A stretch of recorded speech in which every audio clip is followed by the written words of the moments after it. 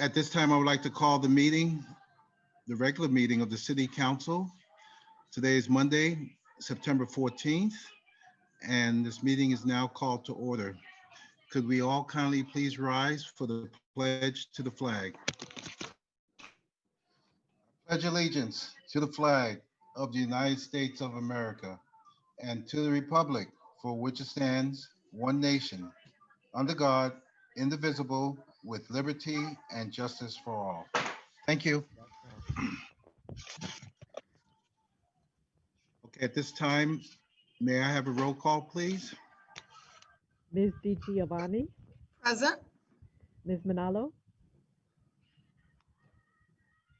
Present. Dr. Rod, Here. Mr. Buenaventura, Present.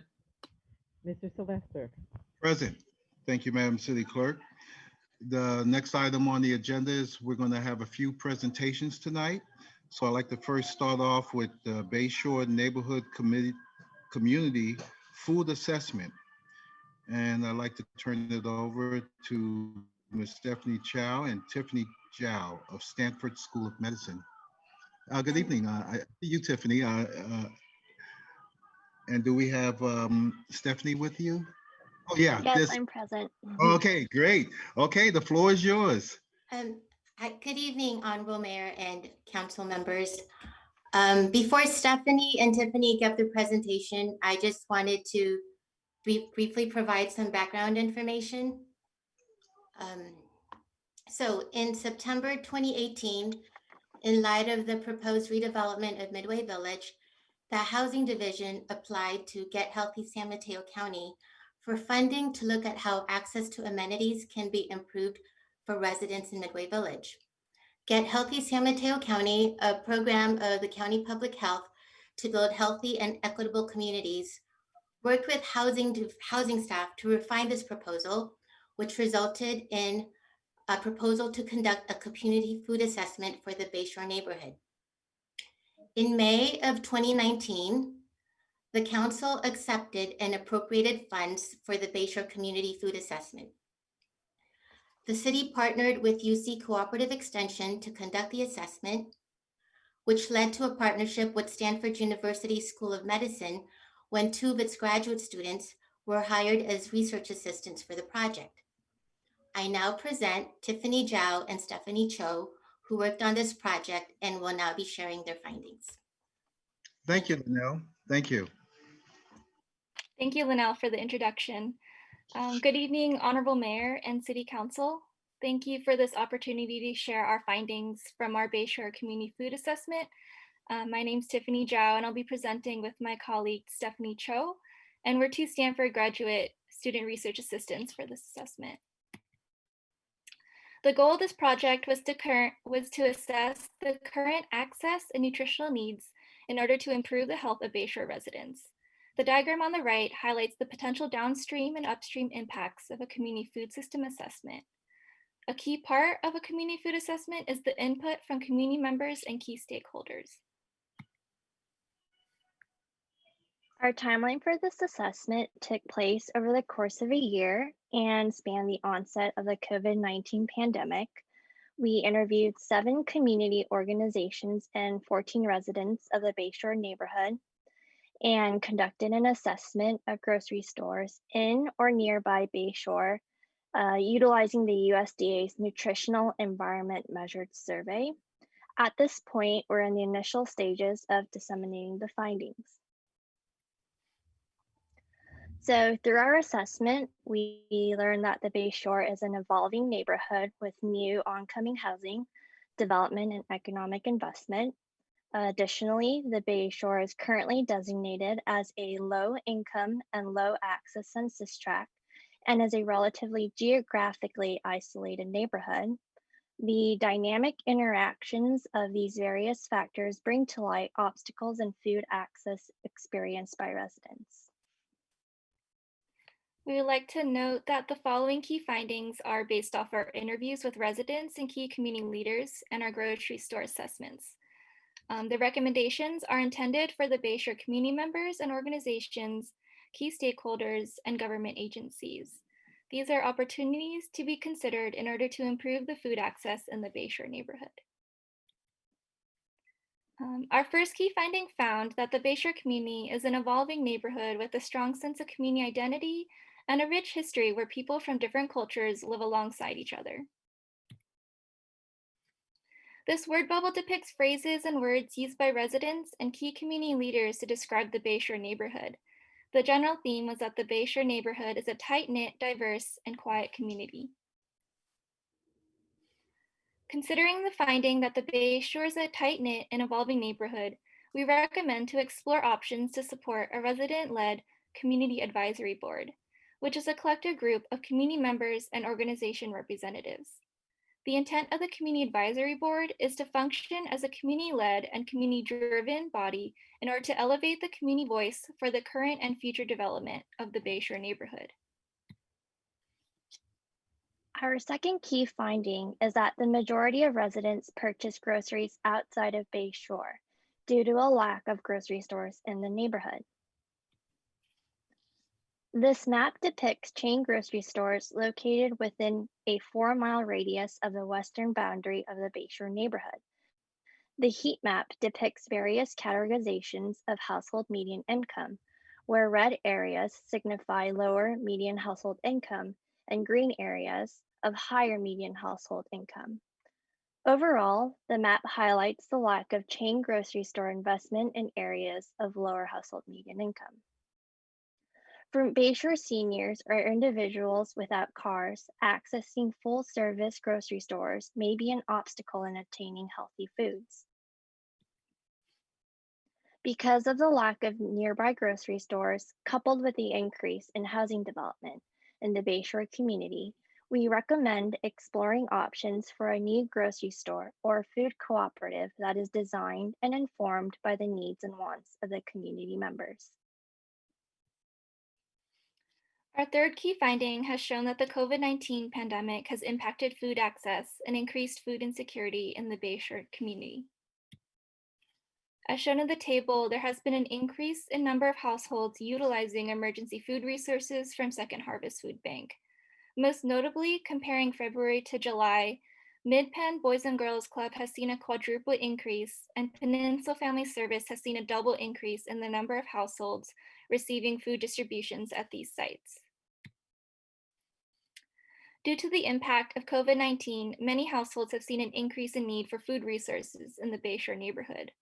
Our interviewee stated that having a pamphlet that outlines available emergency resources would be helpful during this time.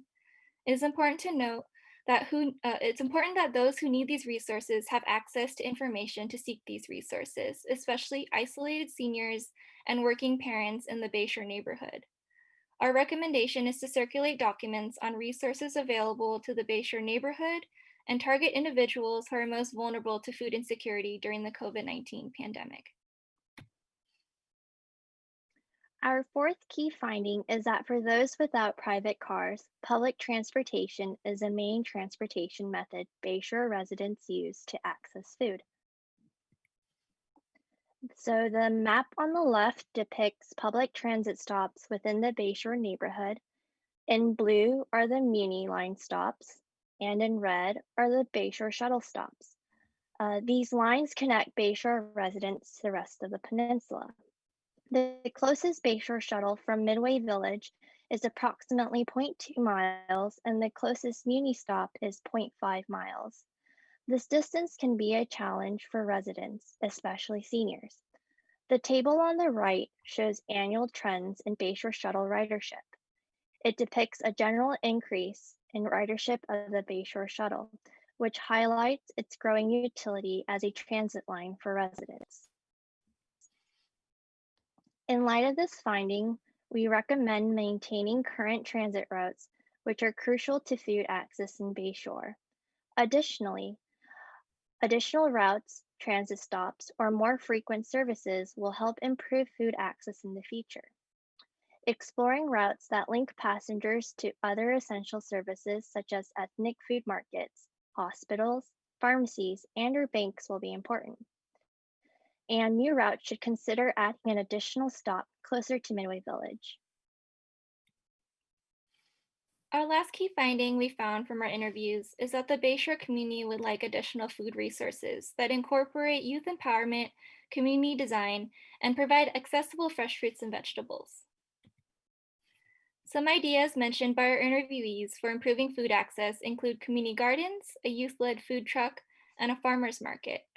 Our longer report highlights local examples of these interventions in more detail. Therefore, our last recommendation is to explore options for establishing a farmer's market and/or community garden within Bayshore. And these programs should be led and informed by community members with assistance from other public or nonprofit entities. This project would not have been possible without the wonderful collaboration of the City of Daly City, San Mateo County Health Department, Stanford Medicine, and UCANR. And we would also like to acknowledge the individuals and organizations listed on the right. And this project would not have been possible without their time and input. Thank you so much, and we now welcome any questions.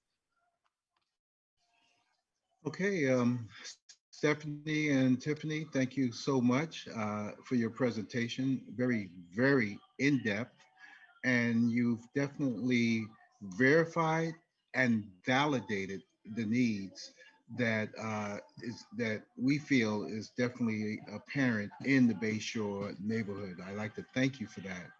So before I make any final comments, I'd like to open it up to my colleagues if they have any questions of either Stephanie or Tiffany. Yeah, I have a question, Mr. Mayor.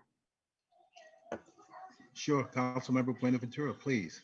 Yeah, so thank you, Stephanie and Tiffany, for that really good presentation. It was very, I thought, informative and gave us a lot of things to think about.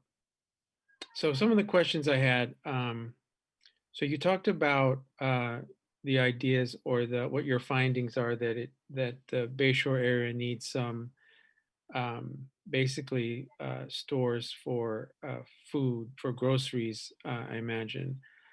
And the thing that I've always wondered is, what does the community, do you think the community wants in terms of how small or big the grocery stores should be?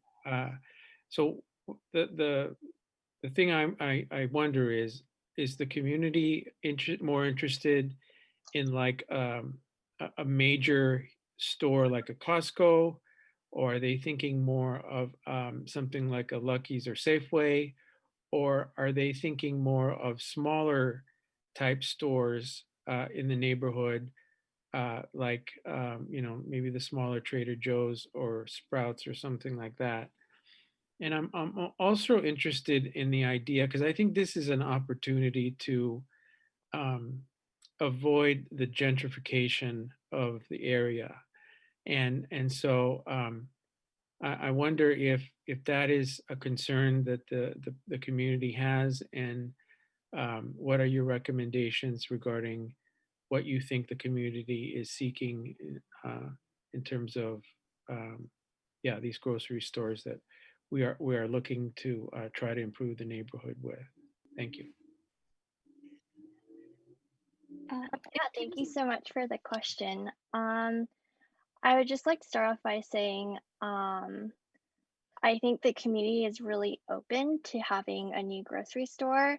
Some folks have mentioned that like a Trader Joe's or a Lucky's would be something they would be interested in seeing. However, that is not to say that a food cooperative would be just as effective and could efficiently serve the community. And I think that kind of addresses your question of whether or not like bringing in a big grocery store, like a chain grocery store, would add to the gentrification of the area. So yeah. Thank you. Anyone else? Mr. Mayor. Sure, Pam, go ahead. Thank you very much. Again, just like everyone else, we know it's a great presentation, appreciate it. And something that we all hit on is we would like the Bayshore Shuttle, maybe hopefully we can do some more stops. That's really one that we can probably work with as well.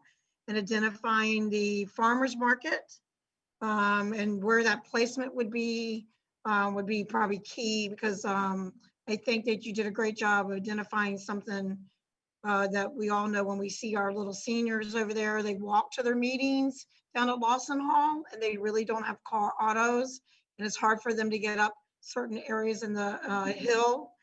So that we have to take into consideration, and I'm happy that you pointed that out and we're able to speak with them, because I know that they do have that area up at the Boys and Girls Club, but I do know that that's difficult for those seniors to walk. You saw some of the hills, huh? It was pretty tough.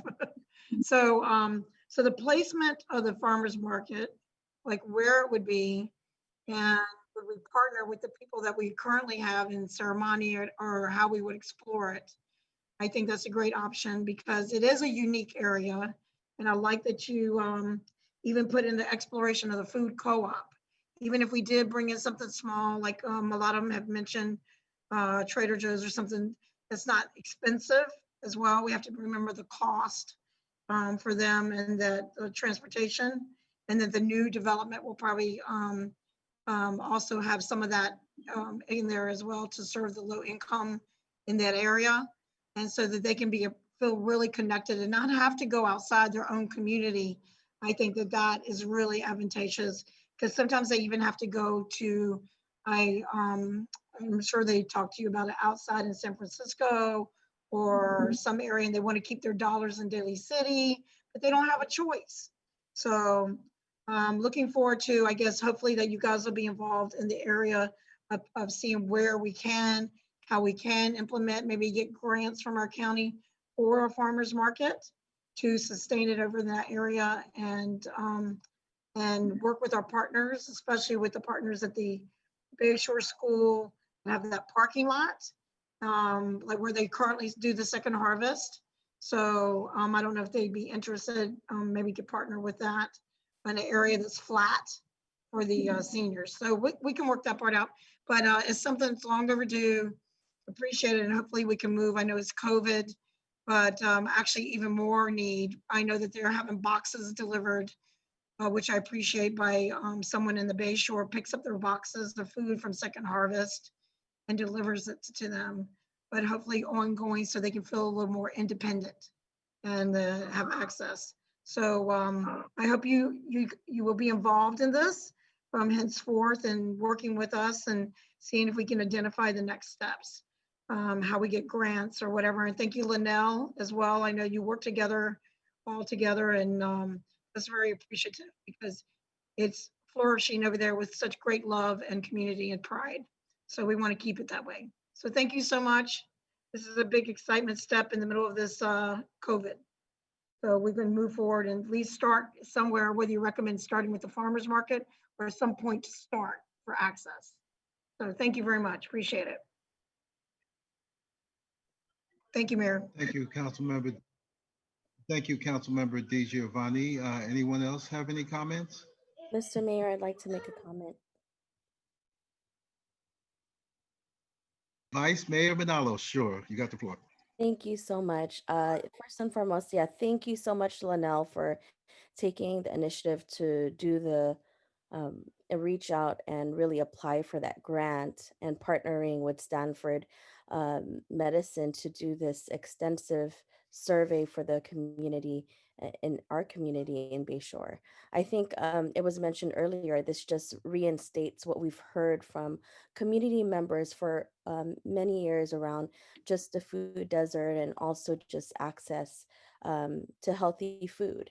You know, the question is exactly that. To hear that they're open to having a co-op is something I haven't heard before, but I know they've always mentioned, can we have a grocery store, you know, in their neighborhood? You know, access to transportation was also something that they've been reiterating, and seeing the statistics that you've provided around the increase of usage is very helpful, so that when we do coordinate with other entities to show that those numbers are increasing. You know, I think down the line we have an opportunity to really be able to, you know, create and build some of the amenities that are long overdue in the Bayshore community.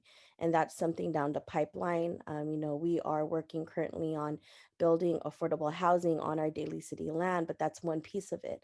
We're hoping that not even the large development, but maybe there are opportunities, because right now the Bayshore area is an opportunity zone.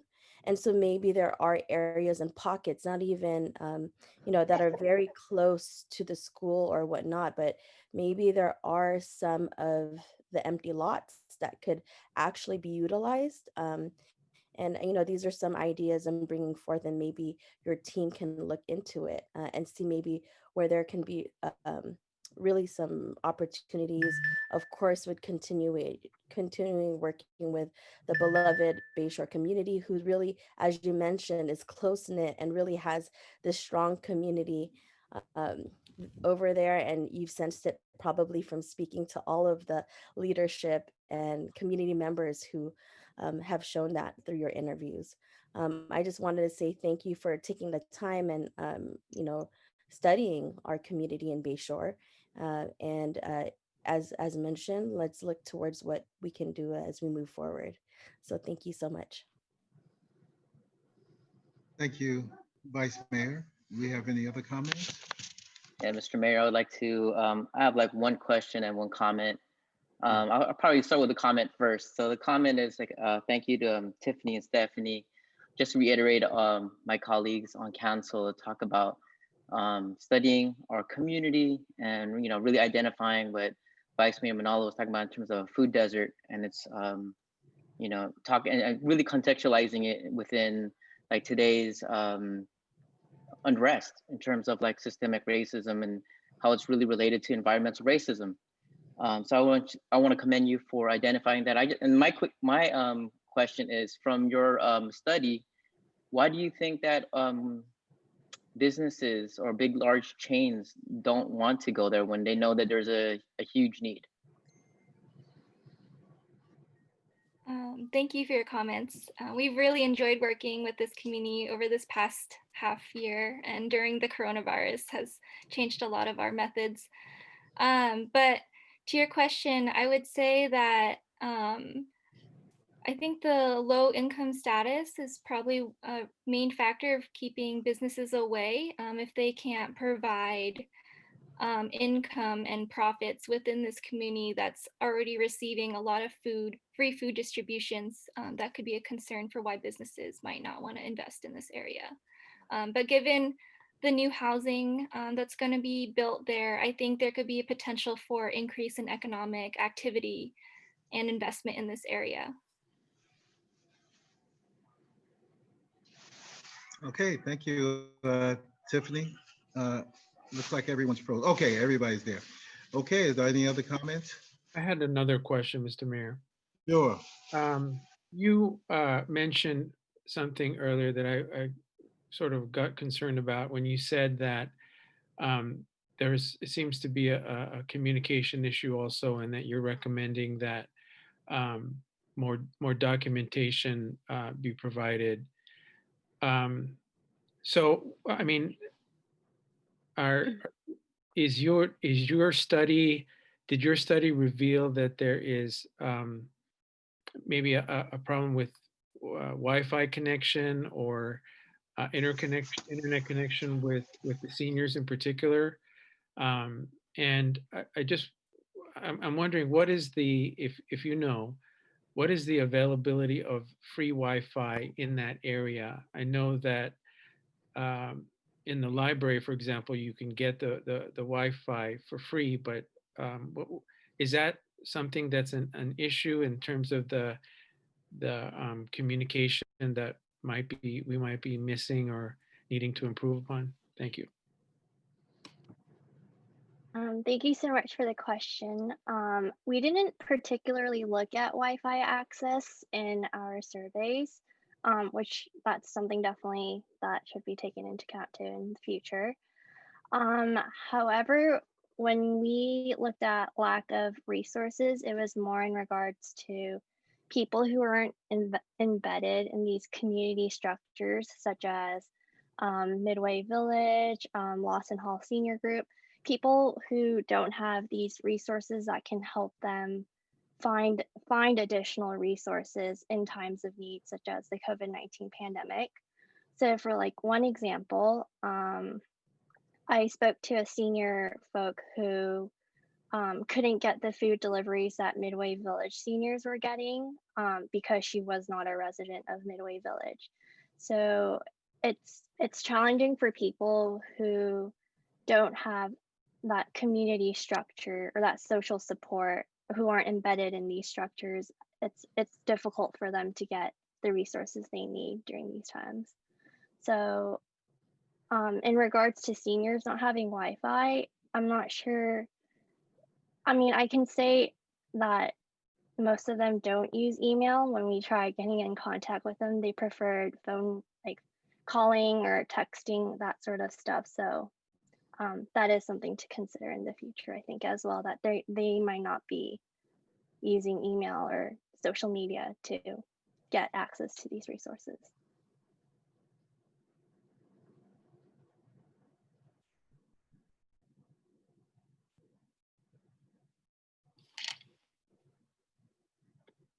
Thank you, Stephanie. And unless there, I think Tiffany hit it on the head, because I was wondering, and I didn't hear it through the presentation, and that is what the future is going to bring. And Tiffany hit it right on the nose. And I was going to make mention, 555 more units are coming out there to the Bayshore. And if they think it's rough now, it's going to be worse later. So thank you for acknowledging that, Tiffany. That's a very, very important aspect. I would request that we can get a copy of your slides, and you can have our city manager can hold it, because Council Member D. Giovanni also sits on a board called commute.org. And I remember when I was on that board, every year they would try to substantiate, do we still need the shuttle? And what's very important is that folks show that they are using that shuttle, so that we can keep that shuttle via a grant here in the Bayshore districts here in Daly City. The other point I wanted to make, and this is to Vice Mayor Manalo, we need more collaboration. The city cannot do it all alone. How about a farmer's market at the Bayshore Elementary School? I mean, it's something. And what happens there on the weekends? So I think to have a collaboration with the school district, and you know, hopefully we can work something out so that we can at least put a dent in some of these issues. But that's all I have to say. But I thank you both so much. I'm hoping that we don't reinvent the wheel, that the both of you and Linnell will be around as we continue to move forward, especially in our master plan and future development for that area. There's a term that the Bayshore has been using, and that is, we are the stepchild of Daly City. Well, we want to show them they are not, and we do care about them. And your presentation tonight, again, validates and verifies the need out there in the Bayshore. So again, thank you so much, Stephanie, Tiffany, and Linnell, for leading the charge. Okay, any more questions for Stephanie or Tiffany or Linnell at this time on their presentation? Mr. Mayor, I just want to thank you for bringing it up about the commute.org. I appreciate that. And I'll work with the city manager, and we'll be in touch with both of you and connect so that we can see something about the shuttle as well. So we can try to hit a couple of points as indicated by my colleagues, that to start somewhere. And even though we're in COVID, they still can get access basically to the things that you laid out, and some starting somewhere. So appreciate that, and I'll work with Shauna. Thank you, Pam, and thank you for a reminder, because based upon your statement you just made, I know transportation was an issue. Yes, sir. I don't know Stephanie or Tiffany knows of Peninsula Services, to which they received a grant from Measure K funds of San Mateo, which provides 6 round trip tickets. Well, it's basically for the seniors to either go to their doctors or to go shopping. So that's another resource in utilizing that grant, and hopefully that will continue on as well. So you see what happens when we all put our heads together? Outstanding. So good deal. Thank you. Okay, any other comments? Final words for Stephanie or Tiffany? Bravo. No? Okay, just a smile. Okay, gotcha. All right, ladies, thank you so much, and we hope to see more of you in the future. You have a great evening, and thank you so much for joining us. All right, moving on to the next item on the agenda is proclaiming September 2020 as National Preparedness Month. Now, normally Clyde Preston is here, but I see Joel Abelson. Are you going to be accepting the award tonight, Joel? Yes, I am. Yeah. I kind of thought so. You need to come by more often, I know. okay? It's good. It's good to see your face. Stephen, would you happen to have the proclamation in front of you? And if so, would you kindly read some the whereas statements? Sure. I didn't mean to put you on the hook. No, no worries. I have it open already. Okay. Do you want me to read the whole thing or just a few whereas statements? Yeah, just a few of the important one. Whereas, please. Okay. This is the proclamation for National Preparedness Month. It says, whereas during September, the U.S. Department of Homeland Security and the National Preparedness Month Coalition urge all Americans to take some simple steps to make their families better prepared for emergencies. And with the COVID-19 pandemic of 2020, the Ridgecrest earthquakes of 2019, the Paradise firestorm of 2018, the Loma Prieta earthquake of 1989, and the yearly winter storms in our county, all will continue to have devastating effects on the people and the economy. And whereas the loss of life and property can be greatly reduced if appropriate preparedness measures are taken before, during, and after a disaster. And whereas these life-saving procedures will be highlighted during the month of September as the North County Fire Authority, City Emergency Services, and other service organizations provide disaster preparedness information to Daly City residents. Now, therefore, I, Glenn Sylvester, Mayor of Daly City and members of the City Council, do hereby proclaim September 2020 as National Preparedness Month and encourage all Daly City residents to increase their knowledge and awareness of proper safety measures to follow before, during, and after a disaster. Thank you so much, Stephen. Do we have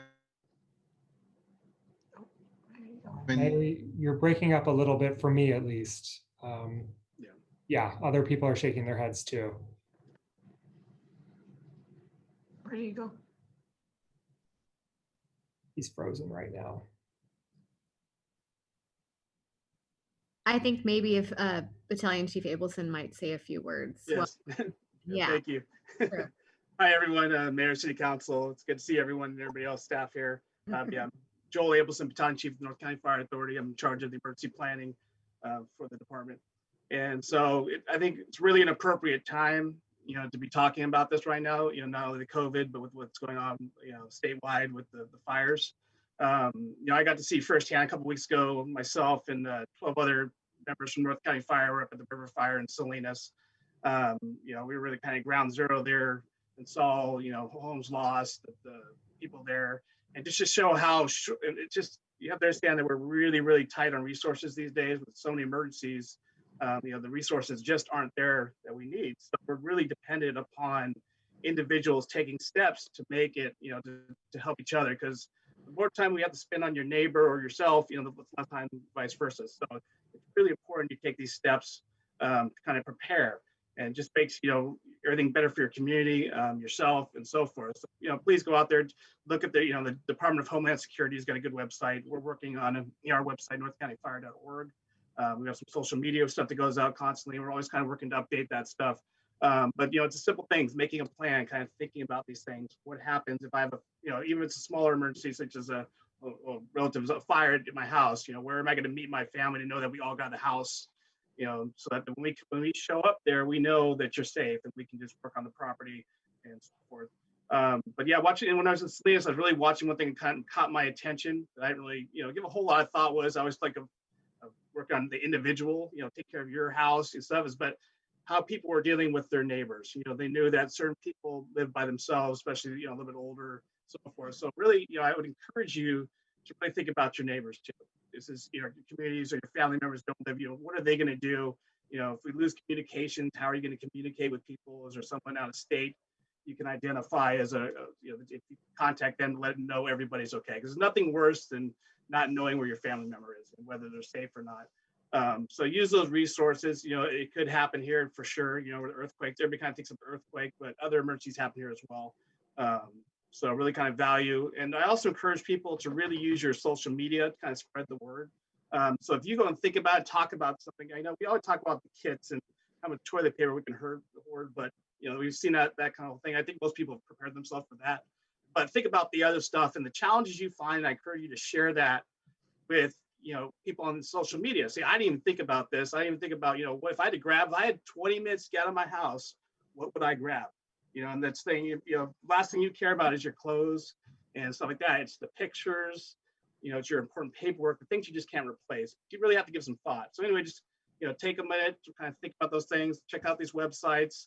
If you have questions, contact us, contact the department. Firefighters love talking to people. So if you see us in the store, you see us on the streets, you're not bothering us. We like to talk. So for those who have been engaged with before, we're not intimidating. It's just, we really enjoy being with people, around people and talking about ourselves and fire safety. So thank you again. And if you guys have any questions, be happy to answer, or you can always forward questions to me as well. Thank you. Thank you, Joel. I turned off my video, folks, because I have an unstable internet connection. And if I turn off the video, maybe that'll decrease the bandwidth. So I'm not being unsociable. Do we have any comments from council? Mr. Mayor, may I? Oh, sorry, Vice Mayor. Go ahead, Vice Mayor. Sure. I'll defer to Vice Mayor first. D. Giovanni.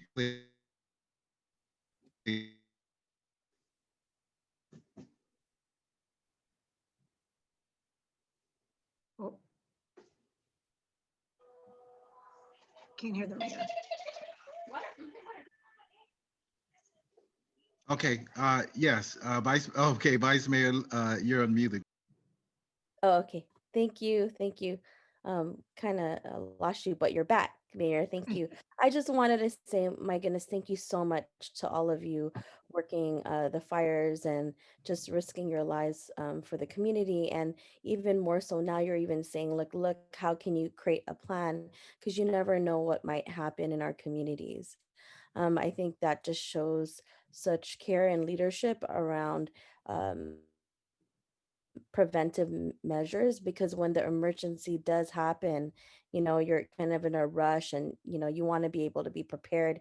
And as we've seen with some of the folks that have shared their stories, they're just rushing out and trying to grab some of their belongings and really the most precious ones, important paperwork, but providing a framework and so that our community members understand how important it is to prepare just in case is really vital, and I think it's important for us to always give that information out, and really how accessible you firefighters are, even mentioning, hey, if you have a question, feel free to ask us, because we know we've seen just even in these unprecedented times, we didn't know just as COVID hit us that there would be a continuity of wildfires to this intensity. And so for everyone listening out there, please check out the website, as Battalion Chief mentioned, look, or you can garner information, and this is information that is useful for your family, for your friends, or that senior that's isolated and living across the street, right? So thank you so much. Mayor, are you there? Go ahead, please. Oh, okay, thank you. Councilmember Di Giovanni, go ahead, please. Thank you, Mayor. Well, Battalion Chief, we want to say, first of all, that it's great to see you and thank you for coming back safely from your wildfires. And we know how great it is to have your expertise on board and couldn't be any prouder of our North County Fire Authority and especially our Daly City firefighters here in Daly City as they continue to fight the who knows what happens from one day to the next, as we know. And you know from being on the ground that every piece of equipment that we have, from the amount of that's on each one to everything has to be planned out for rescues on top of natural disasters. Like, you know, we also are prone to earthquakes that hopefully that will not hinder or be in any of this on top of our wildfires. But it affects all of us, and being prepared, the more prepared we are, it helps all of you. So that's something else I want to tell it takes them for the rescue, for all of our community, that, and it lessens the stress if we're prepared for 3 days or however it's recommended from our North County Fire Authority with their expertise on what we need to look into. It really will help them on the other side, even though they're stretched thin across our state and everywhere for these when they get called to duty. So I appreciate it. And you know that thoughts and prayers don't seem enough during these times. And just when we start talking about one thing, it goes to one thing to another. And when we wake up tomorrow, we don't know, but being prepared, that's the whole key of it. So big thank you. There's not enough words to say on what you do. And we just passed 9/11, and the courage of a firefighter, of course, being biased on my end, a family, but it's incredible that you have a calling for that. And when you have a calling for that, then we need our community to support you. And so again, everyone, you know that our firefighters, they're there for us to ask. And even when you see him back from wildfires, our battalion chiefs in their cars, they also are really accessible as well, even though it's COVID and we try not to have too much contact, but call them, go on the website, great information. You guys have YouTube information I saw as well for those that have access for that. So thank you so much. And anything we can do as a community to come together, thank you for the safety of our community, because your lives matter and everyone that you touch. Thank you so much. Thank you, Mayor. Thank you, Councilmember DiGiovanni. Any other comments at this time? Dr. Rod. Quick one, Mayor. Yeah. So for those watching, ready.gov, I guess that's the URL address, REA, all the information for the plan. I think it's really key. Make this plan when we're just seeing the just for the orange guys to it's key to at least have some access to these resources.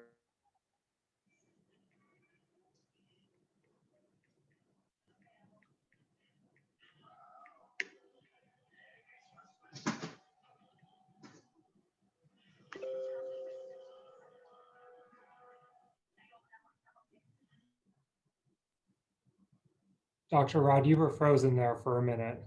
Oh.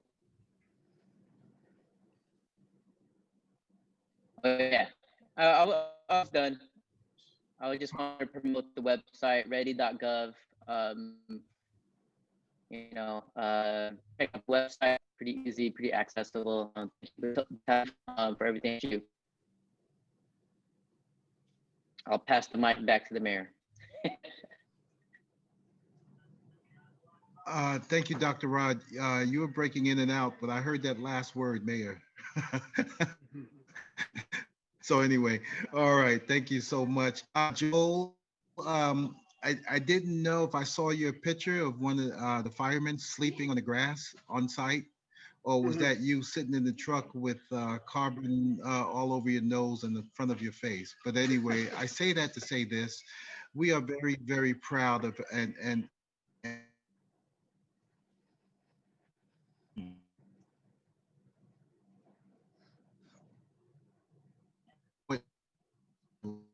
preparedness is very, very key. And to keep constantly putting this information out to our community, it's repeat it and keep it going. So great job. Thank you, Mayor. Did I freeze again? You broke up a little bit, but one thing I did. Okay, great. One thing I did learn is don't sleep on the grass that's green. There's a reason it's green, especially in the middle of the night when the sprinklers go on. Oh, I got it. okay.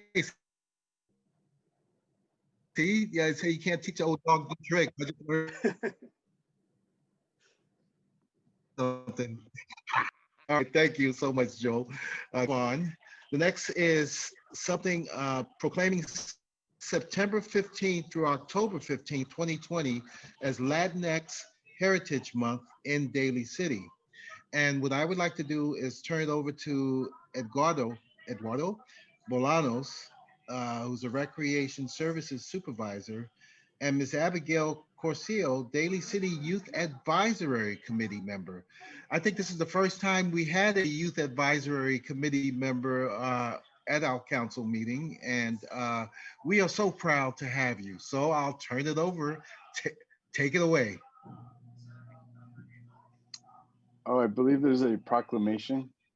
Someone. Oh, yeah, there's a proclamation, Eduardo. I think it's only appropriate that we read it first. And I see a little baby there. How old's your baby? He's 20 months, almost 21 months.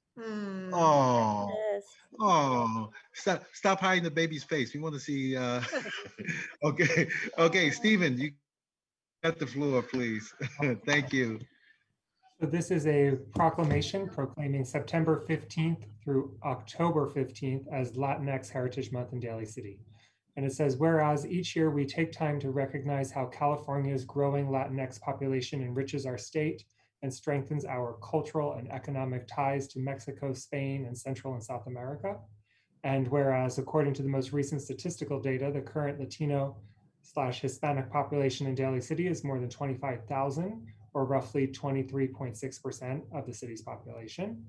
And whereas Daly City has a foreign-born population of 52.3%, ranking 6th among US cities with populations of 100,000 or more, including 12,000 immigrants from Latin America.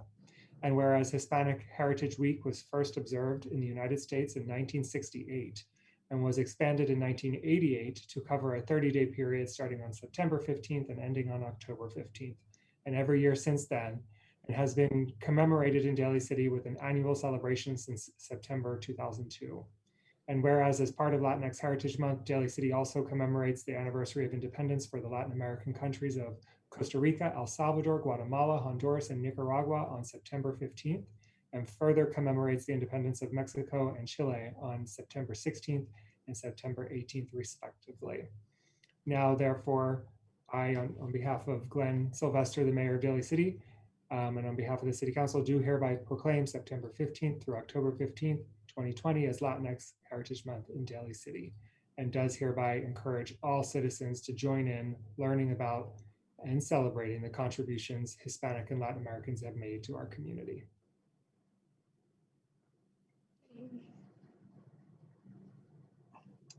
So thank you very much. So myself, I grew up in Bayshore actually, which is fitting that I was here for this meeting. And as a young Latino boy, growing up in a very diverse neighborhood where I felt like I had people that may not look like me, but were like me. And that's the importance of this month, is that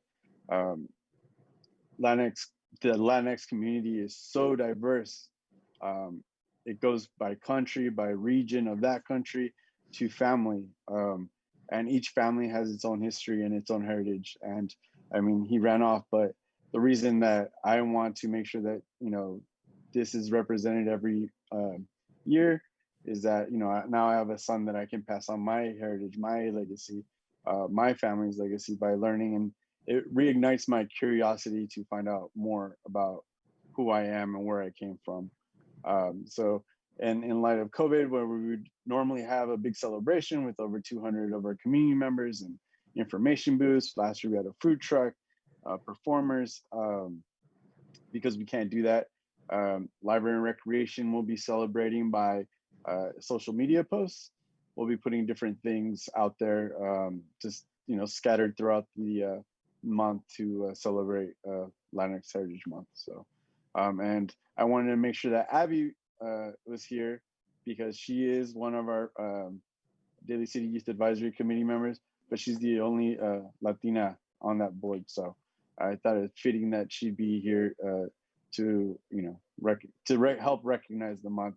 And she'll actually have some videos on there on our page and on the Daly City Youth Advisory Instagram of her making pupusas and another recipe with her mom, which is so cool. So thank you very much. Yeah, I just wanted Thank you, Eduardo. Yeah, go ahead. Sorry about that. But yes, I just wanted to say thank you because being Latina is very important to me personally. And I'm very happy that this month will be able to get celebrated by Daly City because I'm very proud of where I come from. And I'm even wearing my shirt from El Salvador. But yeah, I just wanted to say thank you.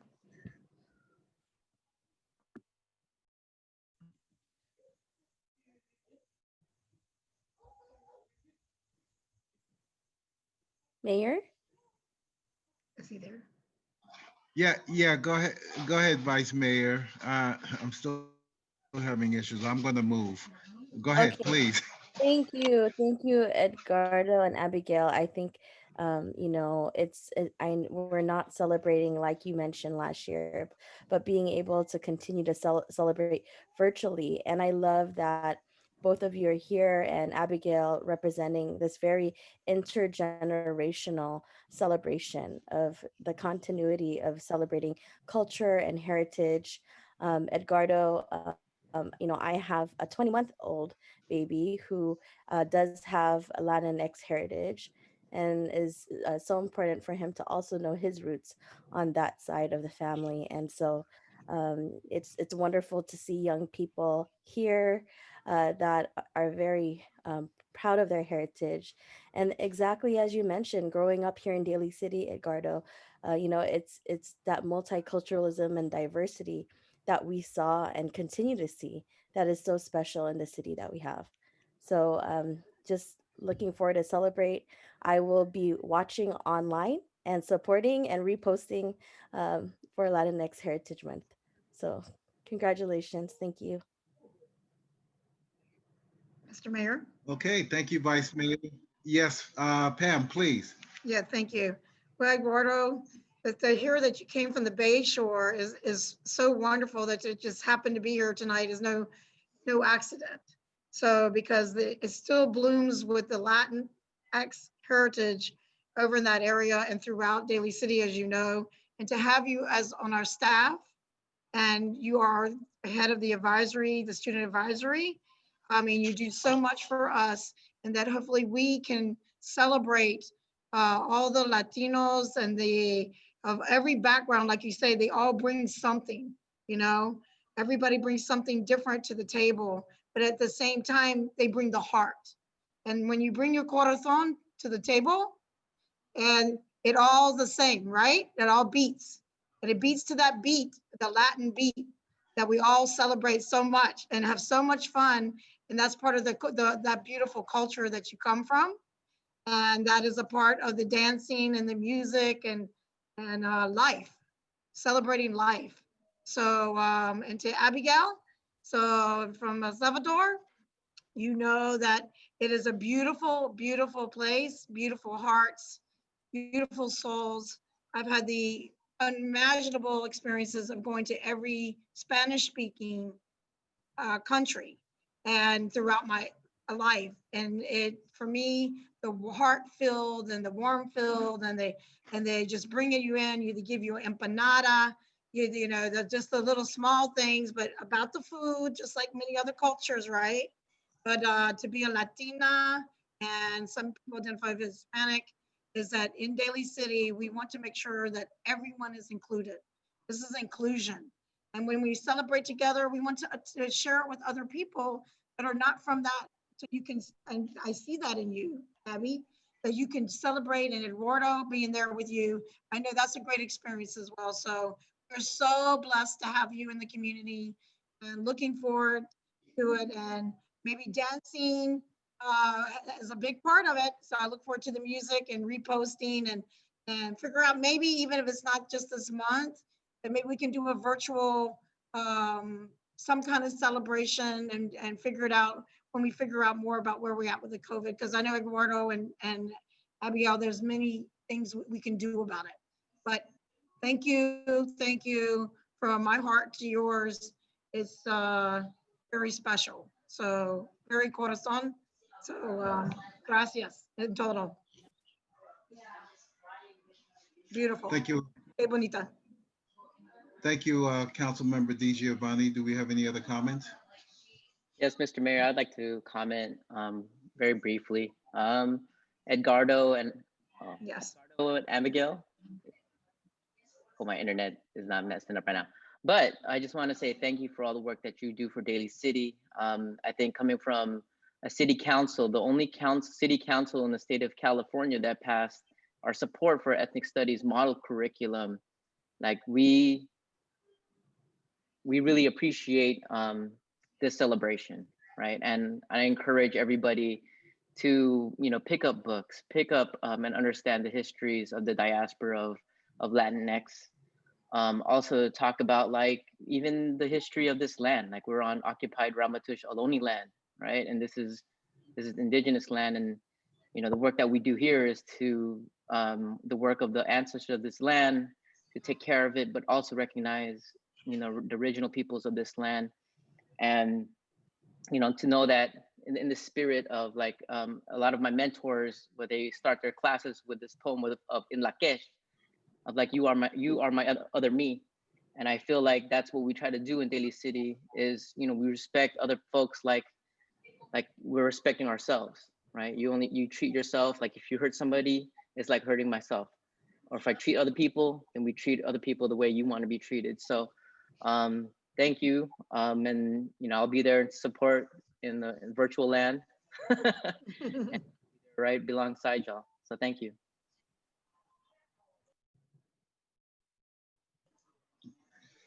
Excuse me. Thank you, Dr. Rod. I won't belabor this because we can go on all night, but I invite everyone to stick around to see Eduardo in action. And when I saw your face this evening, I said, "Oh, I know him." So I see another side in Daly City, and knowing that you are on staff is very good to know. Abigail, I want to let you know I've been watching you, and you have a wonderful smile, and I want to compliment you on that. And number two, I appreciate your service on the Youth Advisory Commission to take a part in what this city does. It really means a lot to me and to all of us. So I wish you the best. Please stay involved. And we all love you. Thank you so much. Am I still breaking up, folks? I'm trying. I moved my location. Mayor, Huh? you sound clear. Oh, good. Oh, all right, great. Okay, Vice Mayor, did you make a comment already? Yes, I did, Mayor. Thank you. Okay, got you. Okay, anyone else before we move on? Okay, now to see Eduardo in action. I'm going to turn it over to Ms. Denise Brown, our Recreation Services Manager. This is something that came as an idea, and Denise, it was brought to her, and she took it upon herself to say, let's do it. Let's see what we can do. And without further ado, I'm going to turn it over to Denise. Denise? Thank you so much, Mayor Sylvester. And thank you, City Council.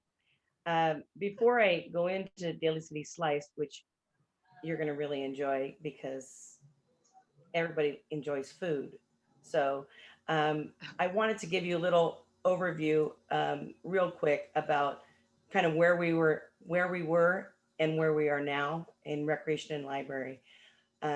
When the pandemic obviously hit all of us, it kind of impacted us in a different way, department to department. Recreation and library, we are hands-on. We serve the community. We are in an after-school setting with the kids, with the seniors and all of that. And when the pandemic hit us, I can't say that we stopped. We slowed down, we reevaluated, and we redefined who we were. And the senior program took the lead in providing senior meals to all the seniors that were in need. Opal and her crew stepped right in, and our senior lunch program is now a delivery and grab and go program. We serve almost 150 seniors on a weekly basis, providing about 750 meals. Edgardo is one of the staff that supports that program, and it's flourishing. We do a delivery. We provide 5 frozen meals a week to the seniors. 3 of us deliver the meals to the seniors, and then we have a grab and go where those seniors that can come and pick up the meals on a Monday. So that's been amazing and truly appreciated. Everyone has stepped in and moved forward. We also do friendly calls for the seniors, providing an opportunity for them to reach out and engage with one of us. If they have a concern or a need, we provide them with a resource to get them to that next level of whatever they need. Our virtual recreation stepped up and stepped in and really moved us forward in communicating through our social media platforms. And Edgardo and his crew have really done an amazing job in getting that forward. Romeo Benson has also been really deep into that. And we've also partnered with the library. They have stepped in and done curbside pickup for their library locations. And we partnered with them on a rec and reading program where they provided the reading component, and then our staff provided a virtual cooking piece to pair off with each of the different books that were advertised. The library is also doing story time online, so make sure you're engaging with that because they're really good at engaging the community in that regard, and it's been amazing. And then our final thing that we've partnered with Second Harvest Food Bank, which is what you're going to see, the Daly City Sliced. We now do a Thursday distribution at Westlake, serving 500 people every Thursday. And then on Fridays, the second and fourth Friday, we're at Westlake serving 500. And then we just recently transitioned up to Ceremony on the first and third Fridays to partner with our Pastor Wendy and Second Harvest, providing 1,000 residents with meals throughout Daly City. So with that, we were chatting with our partners at Second Harvest, and we really wanted the community to understand what they were getting and how they could use that and incorporate that into meals. And so again, Mayo Sylvester said it, the idea came to me, and I looked over at my staff and I'm like, you're going to do this. It's going to happen. And sure enough, September 5th, it happened. And it was amazing. We had judges.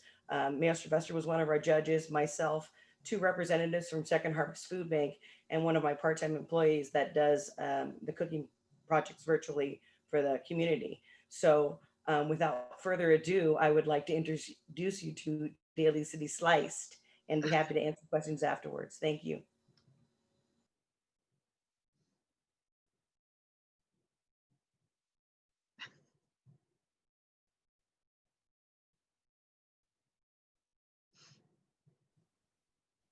Okay, can you guys see this? Nothing yet. Nothing yet? Okay, here we go. Let me press play. 1 hour to prepare 2 meals to all our judges. Get ready to find out what you can make using produce from Second Harvest and Silicon Valley. Here in Daly City Rec, present Slice.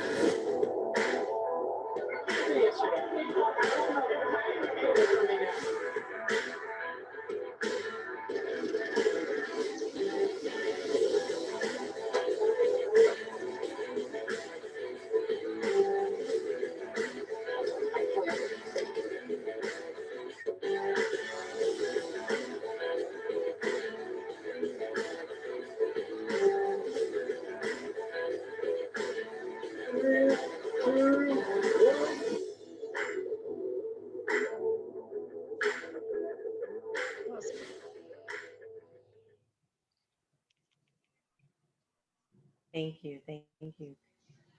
So that was just a tidbit. That was a preview. And if you want to see the whole thing, please go to our YouTube at Daly City Rec at Home and you can watch the whole thing. Now, the food looked great. It tasted great too.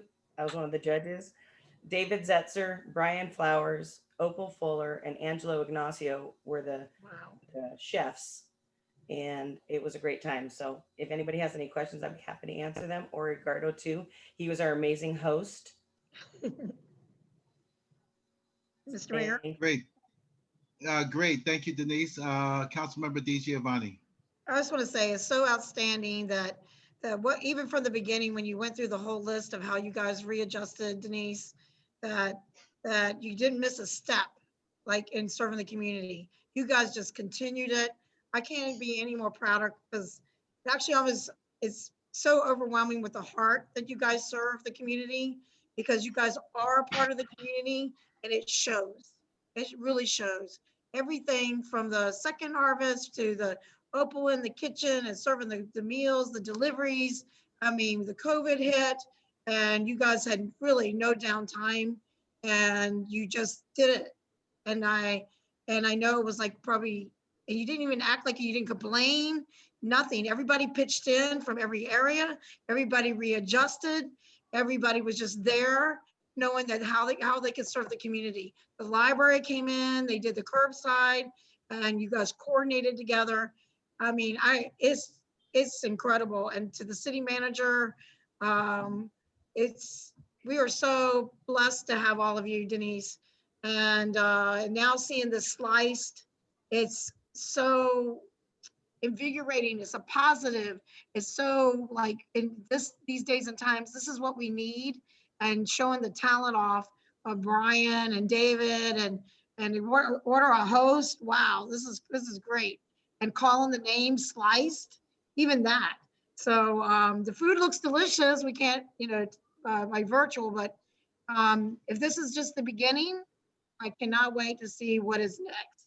So hats off, Denise and everyone. Please give everyone a heartfelt thank you and that cohesiveness, the family unit that is built with you guys is truly family. And I feel that every time I'm over there, much less during this COVID, that you guys do work together like a loving family, not just any family, loving families, knowing what needs to be done for our community. And with all the same faces that come through, looking for hope, looking for something to eat, nourishing their bodies and their souls. You are also with the when they're able to call you. I've already had feedback from seniors saying just to hear your voices really has helped them being isolated. And all those programs that you picked up and did, there's not enough words, but you know that heartfelt thank you. And I try to when I see that, I get so excited. I'm always typing my little heart, how I am in that little comment section. And because I can feel it. I can really feel it. So thank you, Denise, and to everyone over there, Opal and Brian and David and Eduardo and everyone. There's just not, and Leslie and everyone that took charge and just readapted themselves. It shows what people can really do with heart. And we have heart here in Daly City and to our rec and library and all the departments. It shows when the times are tough that you guys just keep going. So incredible. Thank you. Thank you. Thank you. Thank you, Mr. Mayor. Thank you, Councilmember DiGiovanni. And I saw the mayor, the judge. Do we have any other comments? Mr. Mayor, if I may. Please do, Vice Mayor. Thank you so much. Yeah, it is phenomenal. That's what I'll say. Phenomenal to see just the pivot of the rec and library to be able to continue services in a dynamic way to our young people and our seniors.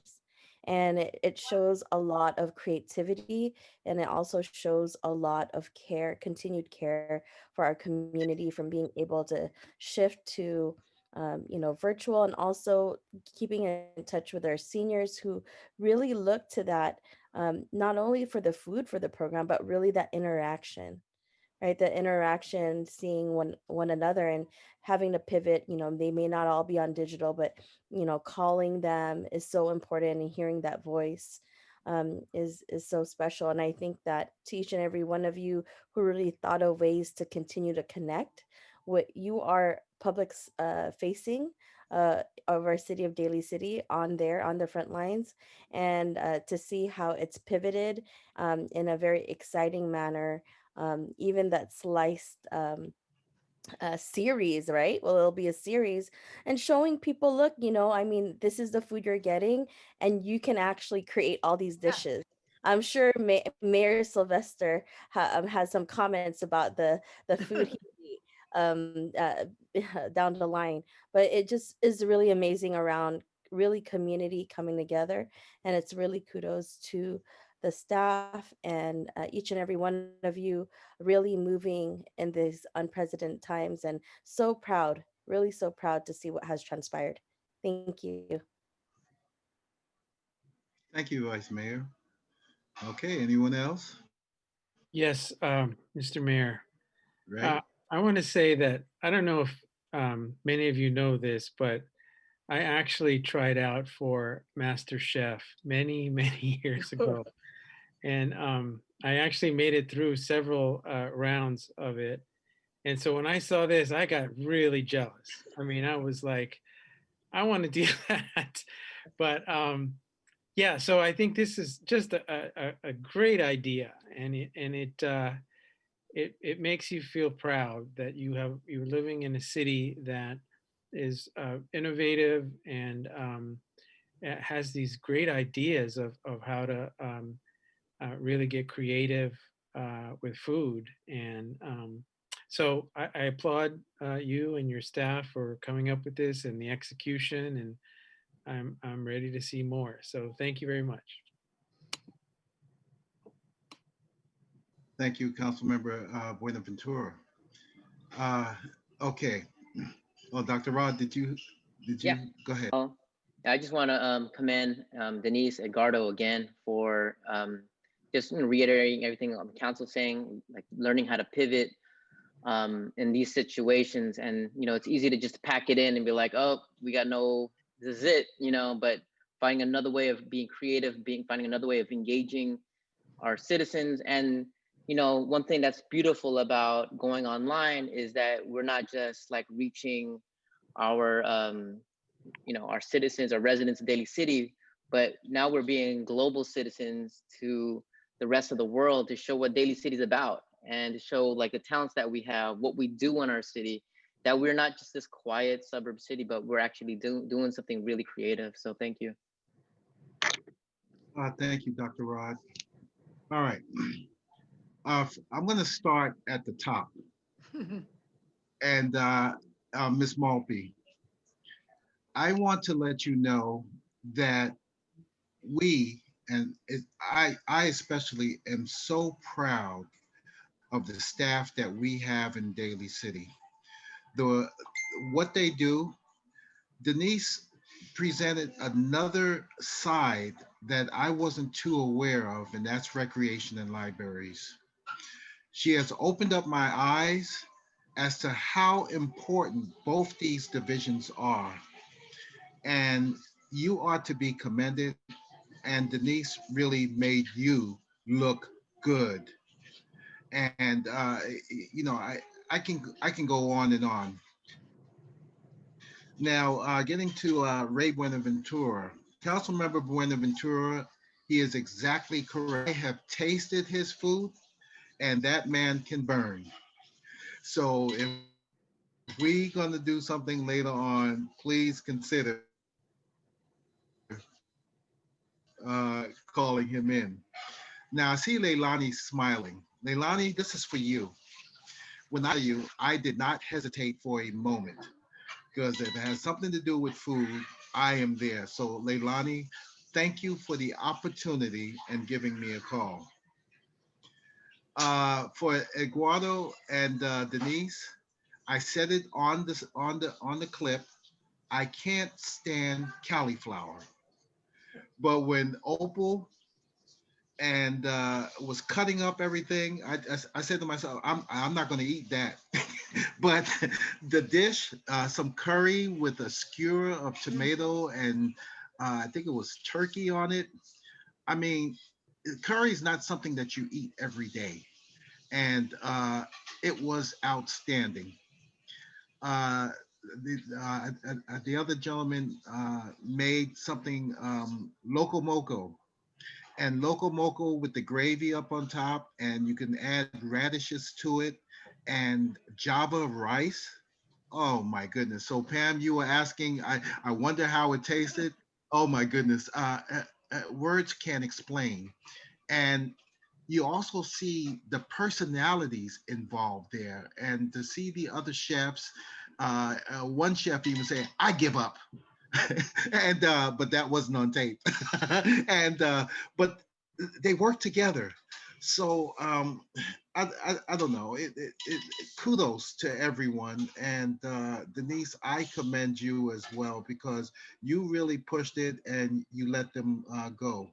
Now, Vice Mayor and Council Member Buenaventura, we had a Mother's Day feed and a Father's Day feed at PVRC. We fed over 1,000 people, and the work involved to put that together required weeks. And to hear Denise saying, that's how many people we feed within a few days every week. I mean, believe me, others talk about Daly City. They say Daly City does so much, and we would like to do what Daly City does. So, Shauna, keep that in the back of your mind because other people are watching, and it's all your staff that makes you look good. And I'm proud of all of you. So, thank you so very much. And we are going to be and we are going to stay on the map. Thank you. Thank you very much. Okay. So anything else before we move on? All right. Thank you all so much. I have to ask my wife, Nina, what are we eating tonight? We got something to eat? All right. Okay. Okay. The next item on the agenda is the approval of the minutes. I'll entertain a motion for the special meeting July 22nd through July 27th. May I have a motion, please? Motion to approve the minutes. We got a first. Is there a second? Second. Second. Any further discussion? All those in favor say aye. Aye. Aye. Aye. Any opposed? Any abstentions? Okay, moving on to the consent agenda. I'll entertain a motion for approval of the consent agenda unless there are some items to be pulled, and please. Yes, Mr. Mayor. Oh, go ahead. Sorry, Vice Mayor. I just would like to pull 4, 6, 7, and 8. Okay, 4, 6, 7, 8. Got it. Thank you. And then back to Vice Mayor. Okay, Vice Mayor. Yeah, the item I was going to pull was already pulled. So motion to approve the agenda with the items pulled. Thank you, Vice Mayor. Is there a second? Second. Okay. Motions on the floor to pull items 4, 6, 7, and 8. With the exception of those items, a motion has been made. All those in favor say aye. Aye. Aye. Any opposed? Any opposed? Any abstentions? Okay, that the consent agenda has passed, and we will start off with item number 4. Councilmember DiGiovanni, since you pulled those items, you can go ahead with comments, please. Yeah, I was just, it's authorization, the city manager to execute program supplement for active transportation and program funds for the Central Corridor Bicycle and Pedestrian Improvements Project. The reason for pulling these items is that it lets the people know that even through the COVID, that our staff and everyone were moving forward and making things safe. And I would like, I don't know who's in charge of this, the city manager, to make comments and explain some of this. Or is it Mr. Chu? Hi, Mr. Chu. Yes, Thank hi, you, good the Director of evening. Public Works. Please, this is exciting. Thank you so much for being here. Sure. Yeah, this item is additional grant money that the city had applied for. This is a ATP Cycle 2 grant that the City Council back in May of 2015 authorized staff to apply for this grant. In 2016, the council did accept the grant in the amount of $2,019,000. The city was successful in our grant application and was awarded the $2+ million. In 2017, the council did approve the $300,000 for the design phase of that project. And the $1.719,000 was for the construction phase of the project. And so that's where we're at right now. The design has been completed and the $300,000 has been reimbursed to the city. We are in the process now of moving forward with the construction portion of it. And so that's what this $1.719,000 is for. The project is called the Central Corridor Bicycle and Pedestrian Improvement Project, and it includes both pedestrians and bicycle improvements. And it's primarily covers the major east-west corridor along Westmore, San Pedro, East Market, Guadalupe Canyon. And then it also addresses the major north-south corridor along Juniper Rosera and Mission Boulevard. Currently, now that the design has been completed, the cost estimate has increased, and preliminary estimates is that there's going to be a need for approximately another $400,000. We don't know for sure yet at this time until we go out to bid the project.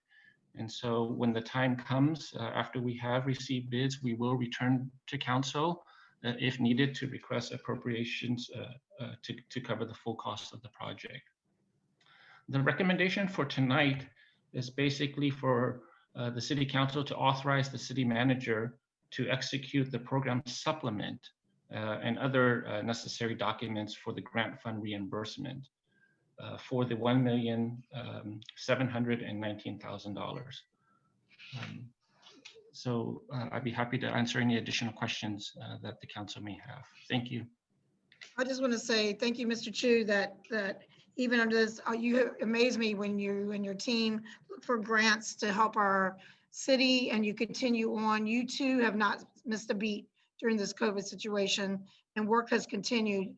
And so that the public can hear that although they may not be able to come in, and City Hall is a little different now, that work does continue and it does do it in the best interest. And there are grants that are being fruition that is helping the safety of our community, and that continues to go on. So with that, Mr. Mayor, I'd like to leave it to my colleagues if they would like to say anything. Mr. Mayor. Thank you, Councilmember DeGiovanni. Are there any other questions for Mr. Chu? No, but I just want to say thank you for that. Okay, hearing none. And, oh, go ahead, Vice Mayor. Yeah, I wanted to say thank you for that clarification, Director Chu, as far as when this grant was actually initiated in 2015 and really how it came into fruition, and now it's actually being implemented. So I think that was great that you were able to provide that insight and also that history. Thank you. Thank you.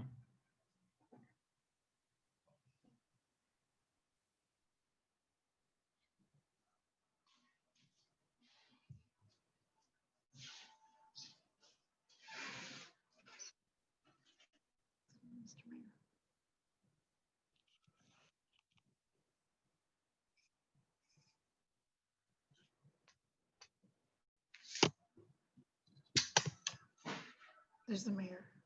Okay, Mr. Chu, were you going to add any additional based upon the Vice Mayor's comments? No, I just wanted to thank the council for their support. Thank you. Thank you, Mr. Chu. Are there any other comments from Mr. Chu at this time? Okay, hearing none. So we'll take a vote on item number 4. The motion is to approve item number 4. Uh, All those in favor say aye. Aye. Aye. Aye. Okay, that motion is passed. Okay, moving on to the next item, which is item number 6. Setting time and place for a public hearing to consider city municipal code regarding short-term rentals and adoption of short-term rental fees. Councilmember Di Giovanni, did you need a presentation or you wanted to provide a comment on this? Yeah, this is just for me, having this on the consent agenda. I know it is just to set a hearing, but I was just wondering, of course, it's up to the mayor, vice mayor, and colleagues, if there would be any chances of being able to engage people at a later date at this time, because we're in the middle of COVID and some people still do not have access to our meetings at this time that would like to chime in, but I would like to hear from my mayor and vice mayor and colleagues. I didn't know where you guys were at on this particular issue. Okay, thank you, Councilmember. Yeah, if we could change the another time. Okay, so what I'm hearing, Councilmember Di Giovanni, you're asking to take. Mr. Mayor, He's coming out. Go ahead, Vice Mayor. you went in and out, Mayor. Okay. What I Okay. heard from No, you went in and out. You were clarifying that. Okay, what I'm hearing is that a request by Councilmember Di Giovanni based upon what we would like to also do, but the request is to table this matter to offer additional time for the community to comment. So before I turn it over to the city attorney, I'll entertain any other comments or feelings of the rest of council. Yeah, Mr. Mayor, if I may comment on this item. Sure. You know, I think it's important that we do move forward with this, but not today. I mean, it's something that's been on our agenda for quite some time, but given that, you know, we are not necessarily in normal times, I think that we should move this to a later date. But I do want to emphasize that this is something we need to finish and move forward with, as this is all interrelated to some of, you know, the items that we've implemented as far as our TOT tax. I mean, more so even now with kind of where we're at economically. And so I think we should do this at a later date, but I think it's also something that we need more time on, but we definitely need to tie up sooner than later. So I'm happy to give more opportunity to community members. You know, that's always been the purview in my respect, to hear if there's any other discussion or any other input that needs to occur. Mr. Mayor, if I may go next.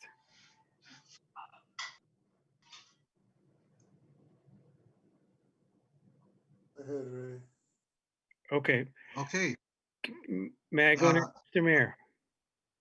Yes, Mr. Buenaventura, please do. So I think we have to sort of move this along, as the Vice Mayor said, but I actually would like to go with the recommendation that we move it along to the September 28th meeting. And here's what I think.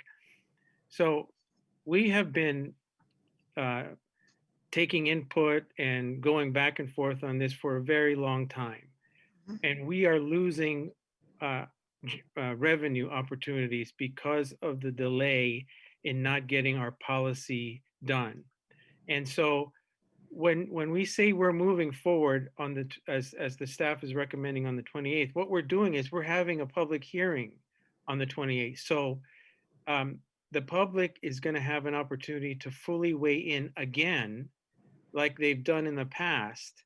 So we've already had the benefit of having multiple hearings where we have heard from them about really both sides. And they get to do it again on the 28th. And so if at that point it's decided we still don't have enough public input, which I can't imagine we won't, then we can consider moving that delaying that even more. But I think we really do need to move this ball forward. And all we're doing today is just setting the time and place for the 28th of September.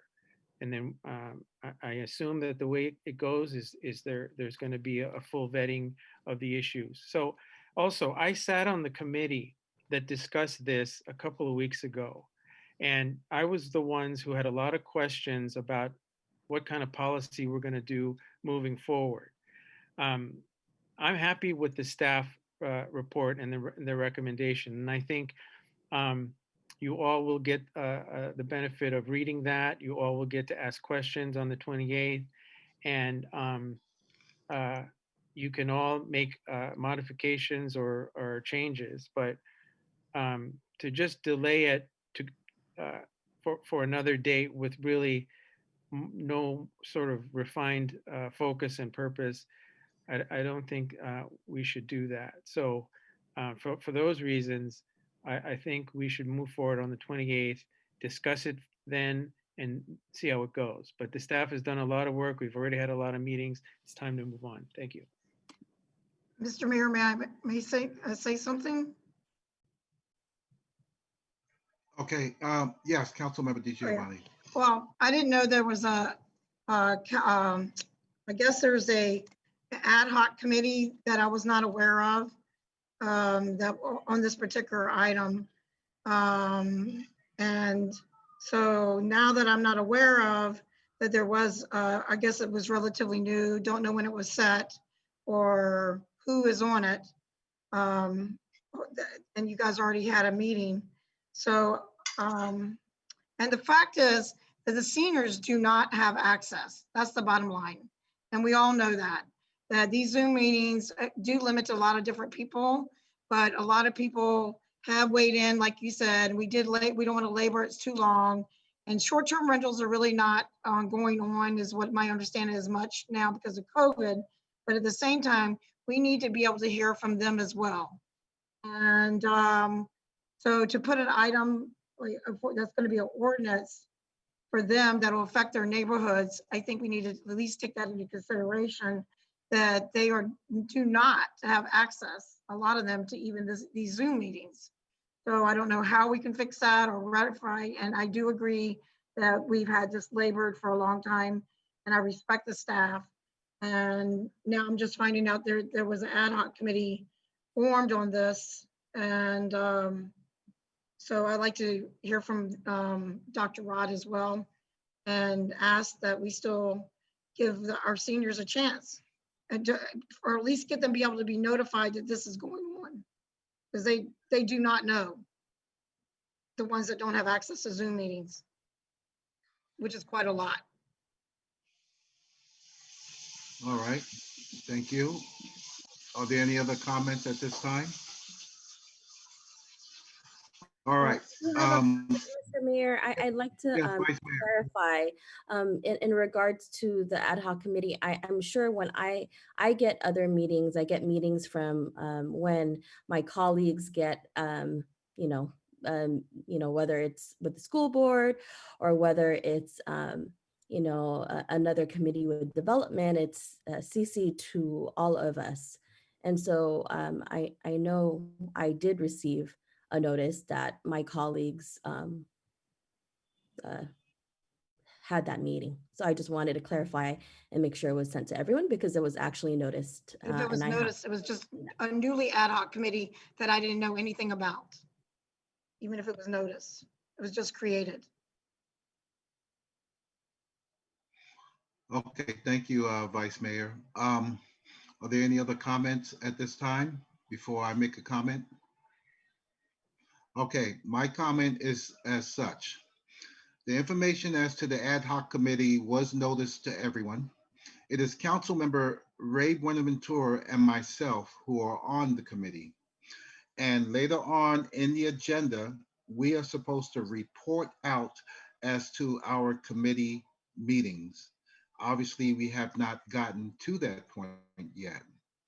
Now, this point is to Madam City Attorney. Please correct me if I am wrong. This item number 6 is just, it is not a decision at this time to rule on short-term rentals. Whether someone has access to Zoom, when we have this apparently we can only do Zoom at this time. If City Hall was open, I'm sure the public would be invited. So we would encourage anyone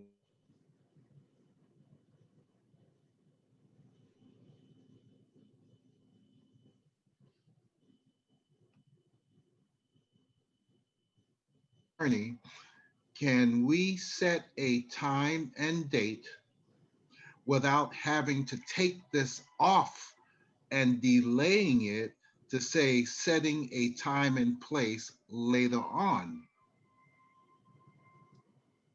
I'm sorry, Mr. Mayor, I think parts of your question might have cut off. I don't know if you can hear me. Yes, I can. Okay. Go ahead. And yes, I can. I basically. Sorry, you're breaking up again. Go ahead, Madam City Attorney.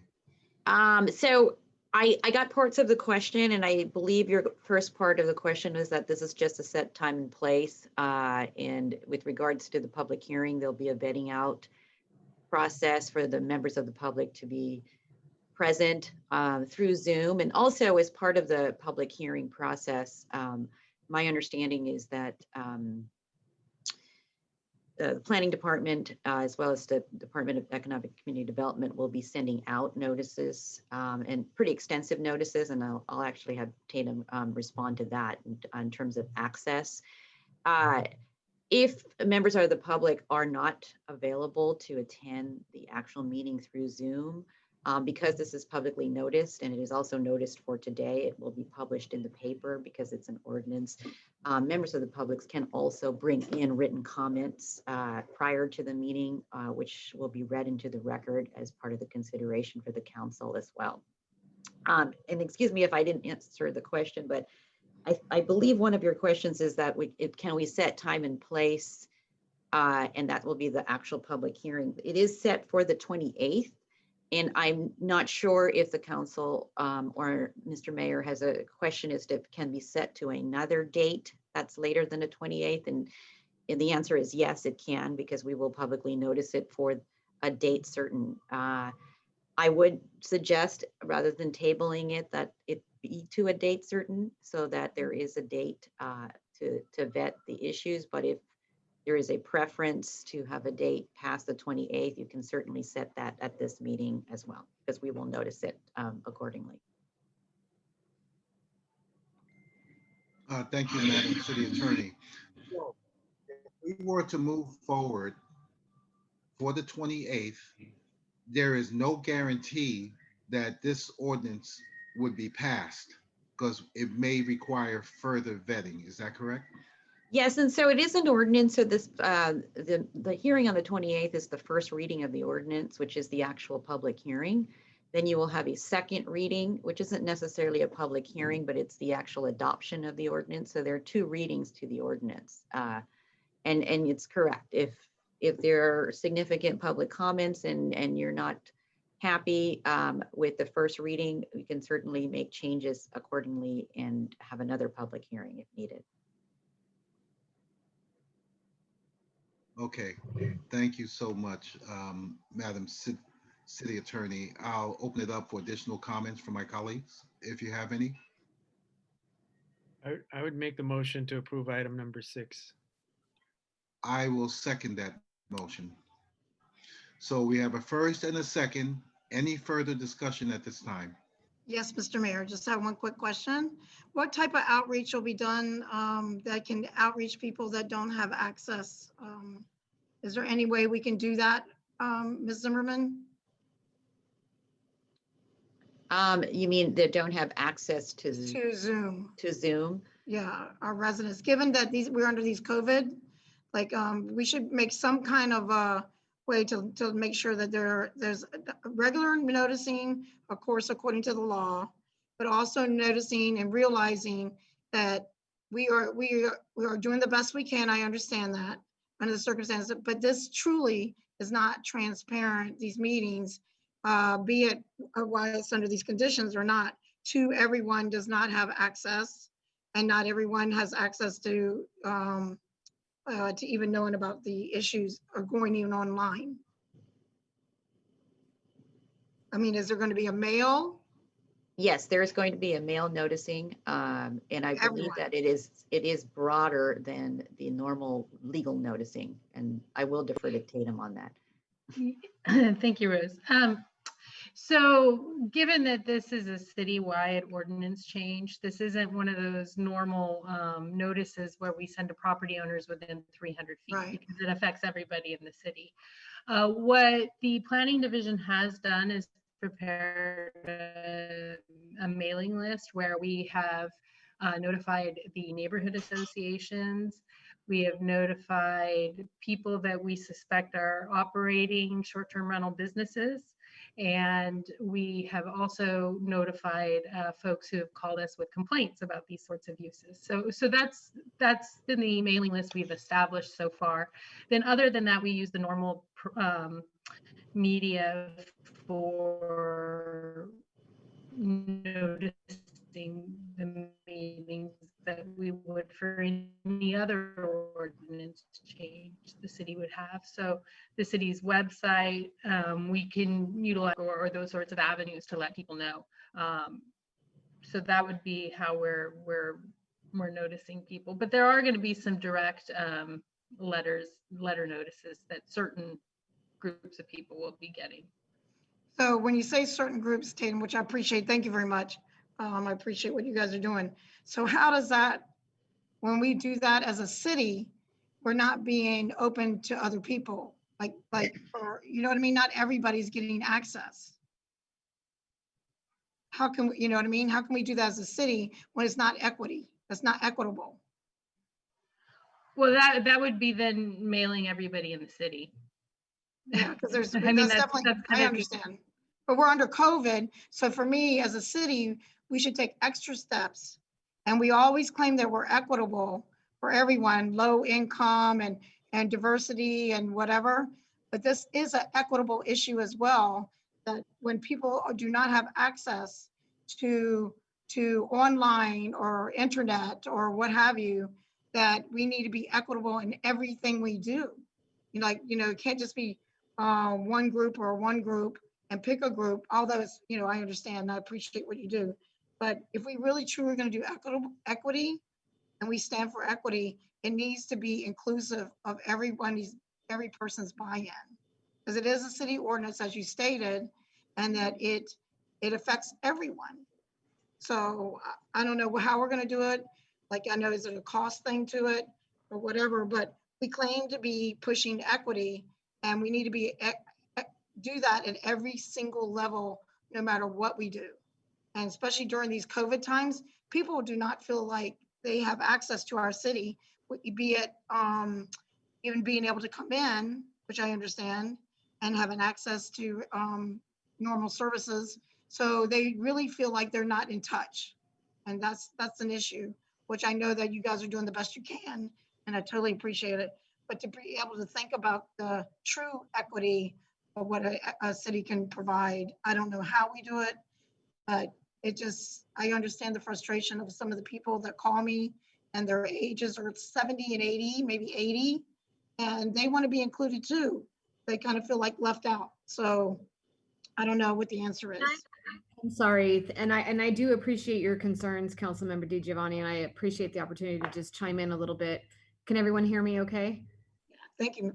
Okay, so And this is a really good dialogue, and this is a weird time right now where local government looks very different than it did 6 months ago, and we're kind of all, trial by fire here. One thing I want to clarify is that the public does have access to the agenda, right? Just like they would in a non-COVID time. And so, Stephen, I'm going to put you on the spot, but if they were to see that this public hearing was posted for September 28th, and I totally appreciate that it's not just seniors, but the senior population, but a lot of people don't have access to internet, right? And so if they were to submit a letter to the city via email or snail mail, Stephen, can we kind of guarantee that that letter will be read during that public hearing? Is that something we can do? That's not so incredibly different than our other pre-COVID meetings, but maybe you can make the community feel a little bit better about their voice. Yeah, we could certainly do that. It could be something where we do some posts when the agenda, goes out, and Tatum's got our newspaper ads and all of that. We can do our social media posts, have something on our homepage, and just have instructions for people to send in comments in advance. We already do that with every city council meeting. And this one, we could just really call it out because it is a hot issue. That's not a problem at all. They can still use our OpenGov website, which is our virtual meeting site. But for those folks who don't have internet access, they can definitely send us letters, and we can keep them compiled and share them all with you in advance as well, and then have them read out. I can read them out loud. We could definitely do that. Thank you, City Manager. So my thing is that how will they know? Like if they don't already have the internet, like you said, which I appreciate that, Shauna, that might work. And then if he can make that as public comment, maybe word of mouth, maybe just like if they make a phone call to the city. Like if they, because they are concerned, some of them, because they don't have the internet, right? But if they phone call to the city and they know that it will be public comment, I think that would be a way to help. And I appreciate that, Stephen. Yeah, we could think through phone calls. I think I would prefer something in writing. It's easier to compile and read, but we can certainly think through something. Yeah. Oh, I mean, as far as like phone calls, like if they call to get where to mail it. Oh, yeah. If that's all they have is a phone. Mm-hmm. Yeah. And you're right. City Manager, it's not just seniors. It's a lot of people in our city that do not have access. So, yeah. So we try to think out of the box. So I appreciate everybody's input. So it's just, you can understand how they feel out there. So. All right, thank you so much. And I don't want to belabor this any further. I'm going to call the question. On the motion, Madam City Attorney, would this require a roll call vote or Just have a motion and a second and a voice vote, and any opposition, that would be sufficient. Okay, great. So on the motion by Councilmember Buenaventura, and to which I seconded, to move this matter time and place for setting, on that motion, may I have all those in favor say aye. Aye. Aye. Aye. Aye. Okay, any opposed? Any abstentions? Motion carries. Thank you very much. Thank you everyone for your comments at this time. All right, moving on to item number 7 that was pulled from the agenda, accepting and appropriating a $3,000 grant from the state of California. Ms. Giovanni, I believe you had pulled this item. Yeah, I thought it was another positive thing that we could bring here, and if someone could explain what that happy $2,000 grant would do, I'd appreciate it, because then the people will know what is going on in our city. The positive things are great. I quite didn't. I got bits of it. I'm hearing positive things. Do we know what the grant is from the state of California for $3,000 and what it's going to be used for? Yeah, hold on, let's see what the stamp, who wrote the item. Hi, can you hear me? Oh, hi, Shayla. Yeah, I can hear you. Hi. That was a grant that the library received from the state Yay. library. We're very excited. It's from a larger program called Lunch at the Library, but it allowed us, we don't do lunches at our library because Recreation provides that service, but it allowed us to partner with, over the summer with programs that were providing lunches and to be able to enhance that program and create community. We actually have expended about half of it, and we're looking for our next partner and hope to be working with one of the schools that's providing lunch. Congratulations. That's exciting. Thank you for your hard work. Yes, we're very grateful. Thank you, Mr. Mayor. So people know that our libraries are still functioning. Excuse me, you haven't been recognized yet, okay? Can I finish? Thank you. Ms. Anderson, thank you so much for the additional clarification. Now I'll entertain any comments from my colleagues. Ms. DiGiovanni. Oh, thank you, Mr. Mayor. I just reiterated, just thank you very much, Shayla. You did a great job in the library. It's nice to know it's still functioning and that you too have had to do a shift and a pivot. So it's been great. You guys have done an excellent job, all the reading of the stories and everything. So with little, you've done a lot and gotten grants. So that's exciting for our libraries. Thank you, Mr. Mayor. Thank you, Councilmember DiGiovanni. Are there any further comments from my colleagues? Yes, Mr. Mayor, I'd like to comment as well. So thank you, Chayla. Again, just to reiterate what Councilmember DiGiovanni said in terms of pivoting. These are crucial times, and I just want to commend you and the library staff in terms of widening and enlarging the scope in terms of serving our community. Thank you. Thank you, Dr. Rod. Are there any other comments? Yes, Mr. Mayor. You see me. Yeah, I want to say thank you, Chayla. And honestly, it's amazing to see online through Facebook how the library and librarians and librarian assistants have been able to provide story time. It pops on my feed. Of course, I'm still working on it during the daytime, but when I see it, it's pretty amazing to see how energetic they are as they virtually tell the stories and really, as mentioned, there's a lot of innovation and pivoting that has occurred. And it's great to see how flexible and thoughtful the direction has been. So thank you. Thank you. Thank you, Vice Mayor. Any other further comments at this time? Okay, hearing none, I'll entertain a motion to approve item number 7 on the consent agenda. Motion to approve item number 7. Motion by Councilmember DiGiovanni. Is there a second? Second. Second by Dr. Rod. Any further discussion? All those in favor say aye. Aye. Aye. Aye. Any opposed?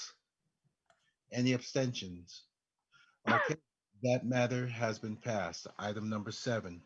Moving on to item number 8 that was pulled, and that's accepting and appropriating $8,250 in grants from the Daly City Public Library Associates. And Councilmember DiGiovanni, you had pulled that item, and I'll let you start off, please. Yeah, thank you, Mr. Mayor. This is just another way to let the people know that the libraries are really doing everything they can for grants. And I think that it's Mr. Nurse as well, but I like the mayor to recognize the person, give it back to the mayor. But this coincides with the great things that DCPLA are done and continue to do to support our libraries, especially during the COVID situation. And thank you so much, Mr. Nurse. Thank you, Councilmember DiGiovanni. Any other comments before we turn it over to Mr. Nurse? Okay, hearing none, I'll make a comment, Mr. Nurse, to you. I want to say that every time I see your face, I know something good is coming down the pipe. And it's a pleasure to what DCPLA has been doing for Daly City, not only tonight, but for all the years past. Without the help of DCPLA, we would not have some of the things or many of the things that we have now.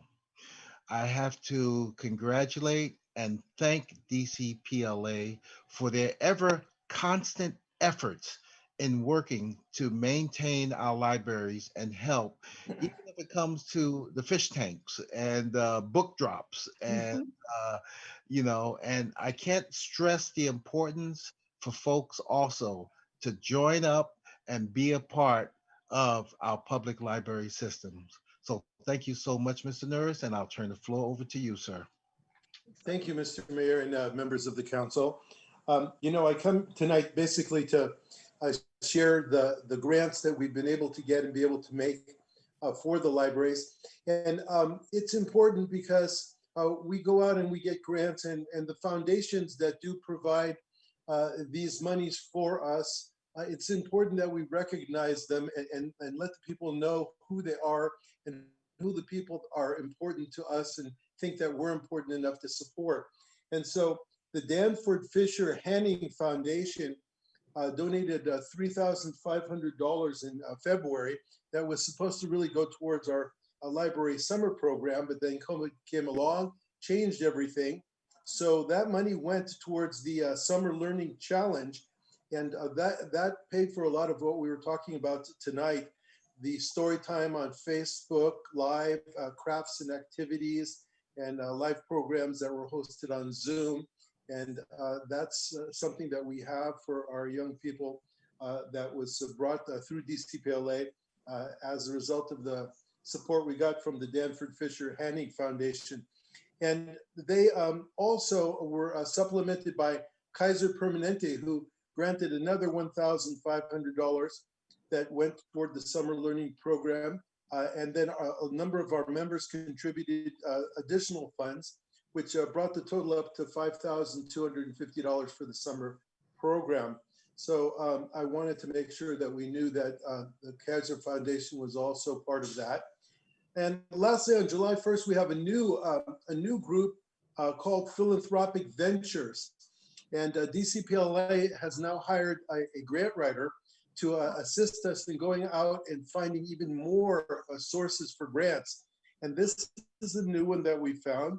They granted us $3,000, which we passed along now to the city, for additional Chromebooks and for Wi-Fi hotspots, because those were needs that were identified by our library staff.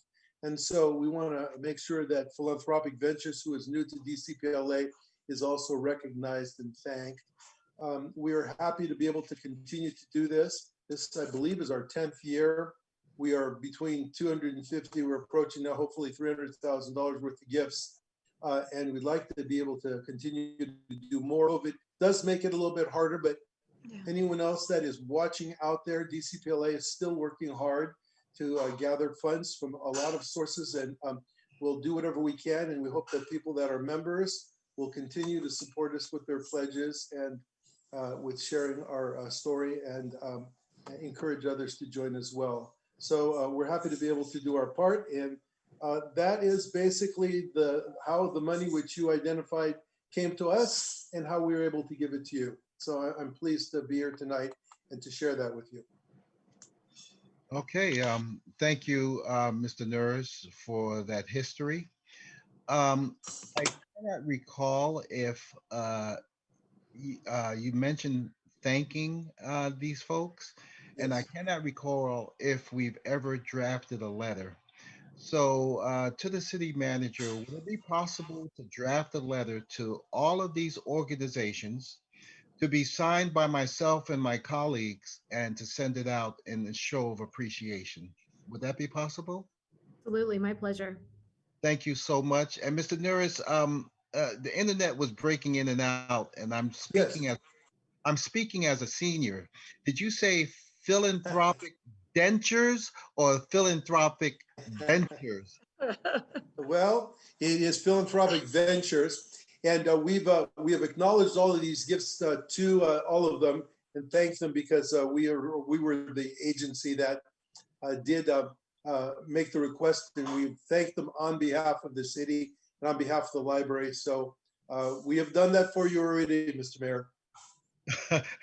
Oh, okay. I just wanted them to have a piece of paper with wet ink to show it's, I mean, not to say it's not legit, but just that extra step. But thank you so much. That's fine. Thank you. We're happy to pass it along. Great. Are there any other comments from my colleagues before we move on? I do, Mr. Mayor. I'll be very short. This has been echoed many times over. Every time you have delivered, you know, a check to the libraries, it's really, you know, wonderful to see because, you know, it goes back to the community and really just that service of being able to partner with you and ensuring that our libraries keep thriving. So I just want to say thank you and thank you to your whole board and wonderful work. Thank you. Thank you, Vice Mayor. Okay, anyone else? Mayor, I'd like to say something as well. Dr. Rod, please. Yes, Mr. Nurse, I just want to say thank you to you and the rest of the DCPLA. Just so appreciative in terms of, I totally understand the whole workings of trying to find money, getting a grant writer, especially when it gets to the point where it's like slim pickings and you're trying to search. And, you know, as a grant writer myself for my organization, it's not an easy thing to do. And sometimes you think you get one of those grants that you think you deserve and you don't get it. But you'll get those other ones that, you know, are just so key in terms of providing the necessary resources for the community. So thank you so much. Pleasure. Thank you, Dr. Rod. Anyone else? Mr. Mayor, I'll make mine very short since I thanked in the beginning, but gratitude is not enough, but for years you've been doing this, Mr. Nurse. Not that, you know, not since you're like 20, but, but at the same time, you've always given back to this community and your board members. And I don't think that people really realize how much you truly give and truly care. And the care comes with the work that you do. And that's a reflection of who you are and the board members. And I know you're very careful about who gets on the board, and they're all hard workers. So we may not see it every day, but we know that you guys all work hard. So please give my gratitude to the rest of them as well. Thank you very much. Thank you. Appreciate it. Thank you, Council. Thank you, Mr. Mayor. Thank you, Council Member DiGiovanni. Okay, unless there are any further other comments, I'll entertain a motion to accept item number 8 on the agenda. Motion to. Oh, go ahead. Okay. Second. Okay, so we have a first by Vice Mayor Manalo and a second by Council Member DiGiovanni. Any further discussion? All those in favor say aye. Aye. Aye. Any opposed? Thank you. Any opposed? Any abstentions? That motion has passed. Again, thank you very much, Mr. Nurse, and representing DCPLA. Keep up the great work. Thank you, sir. Thank you. All right, that's the end of our consent agenda at this time. The next item on the agenda is item number 11, designation of voting delegate and alternates for Virtual League of California Cities annual business meeting. And I'll turn that over to Ms. Mulpey. You should have gotten the notice, and subsequently, that's why this item is on the agenda. Great. Thank you, Mayor, Vice Mayor, and council members. This item is a matter of formality. So this year is a little bit different than former League of California Cities conferences in that it's virtual this year, and it will be from October 7th through the 9th. It is recommended, as we do yearly, that the City Council select and designate a voting delegate and up to 2 alternates to participate in the annual business meeting on October 9th. So I'm asking council to make those designations tonight, if you will. Make a motion to designate the mayor and the vice mayor as an alternate.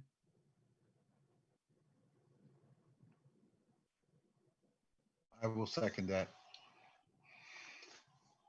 Okay, as a formality, is there any discussion on the motion? Further discussion? Okay, hearing none. All those in favor, say aye. Have a voice vote on this. It's a resolution. Thank you, Madam City Attorney. No problem. Okay, may I have a voice vote by roll call, please? Ms. DiGiovanni, Aye. Ms. Manalo, Aye. Dr. Rod, Aye. Mr. Buenaventura, Aye. Mr. Sylvester. Aye. Thank you, everyone, and looking forward, even though I'm going to miss the trip down to Southern Cal, and I'm sure Dr. Rod doesn't feel good about that, but it's a very good conference, and we're looking forward to it, and I think we'll save some money this year on that, since travel involved and no hotel. So one of the benefits of COVID-19. So thank you all so much. Okay, moving on to, looks like, let me turn the page here. Item number 12, the award of bids, contracts, award of construction contract for the tennis and basketball court surface rehabilitation project. And I'll turn that over to Ewan and Chu, Mr. Chu. And Alex, I see Alex, he's here. Okay, welcome. Good evening.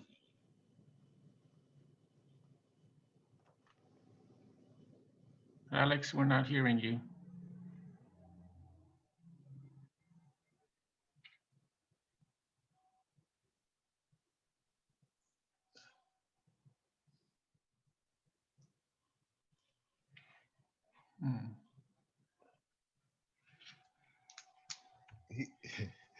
Yeah, there you go. We're not hearing. Is that you? You got it? Do you have headphones plugged in maybe? No. Okay. Oh, I heard no. If you jump on and off, sometimes that works.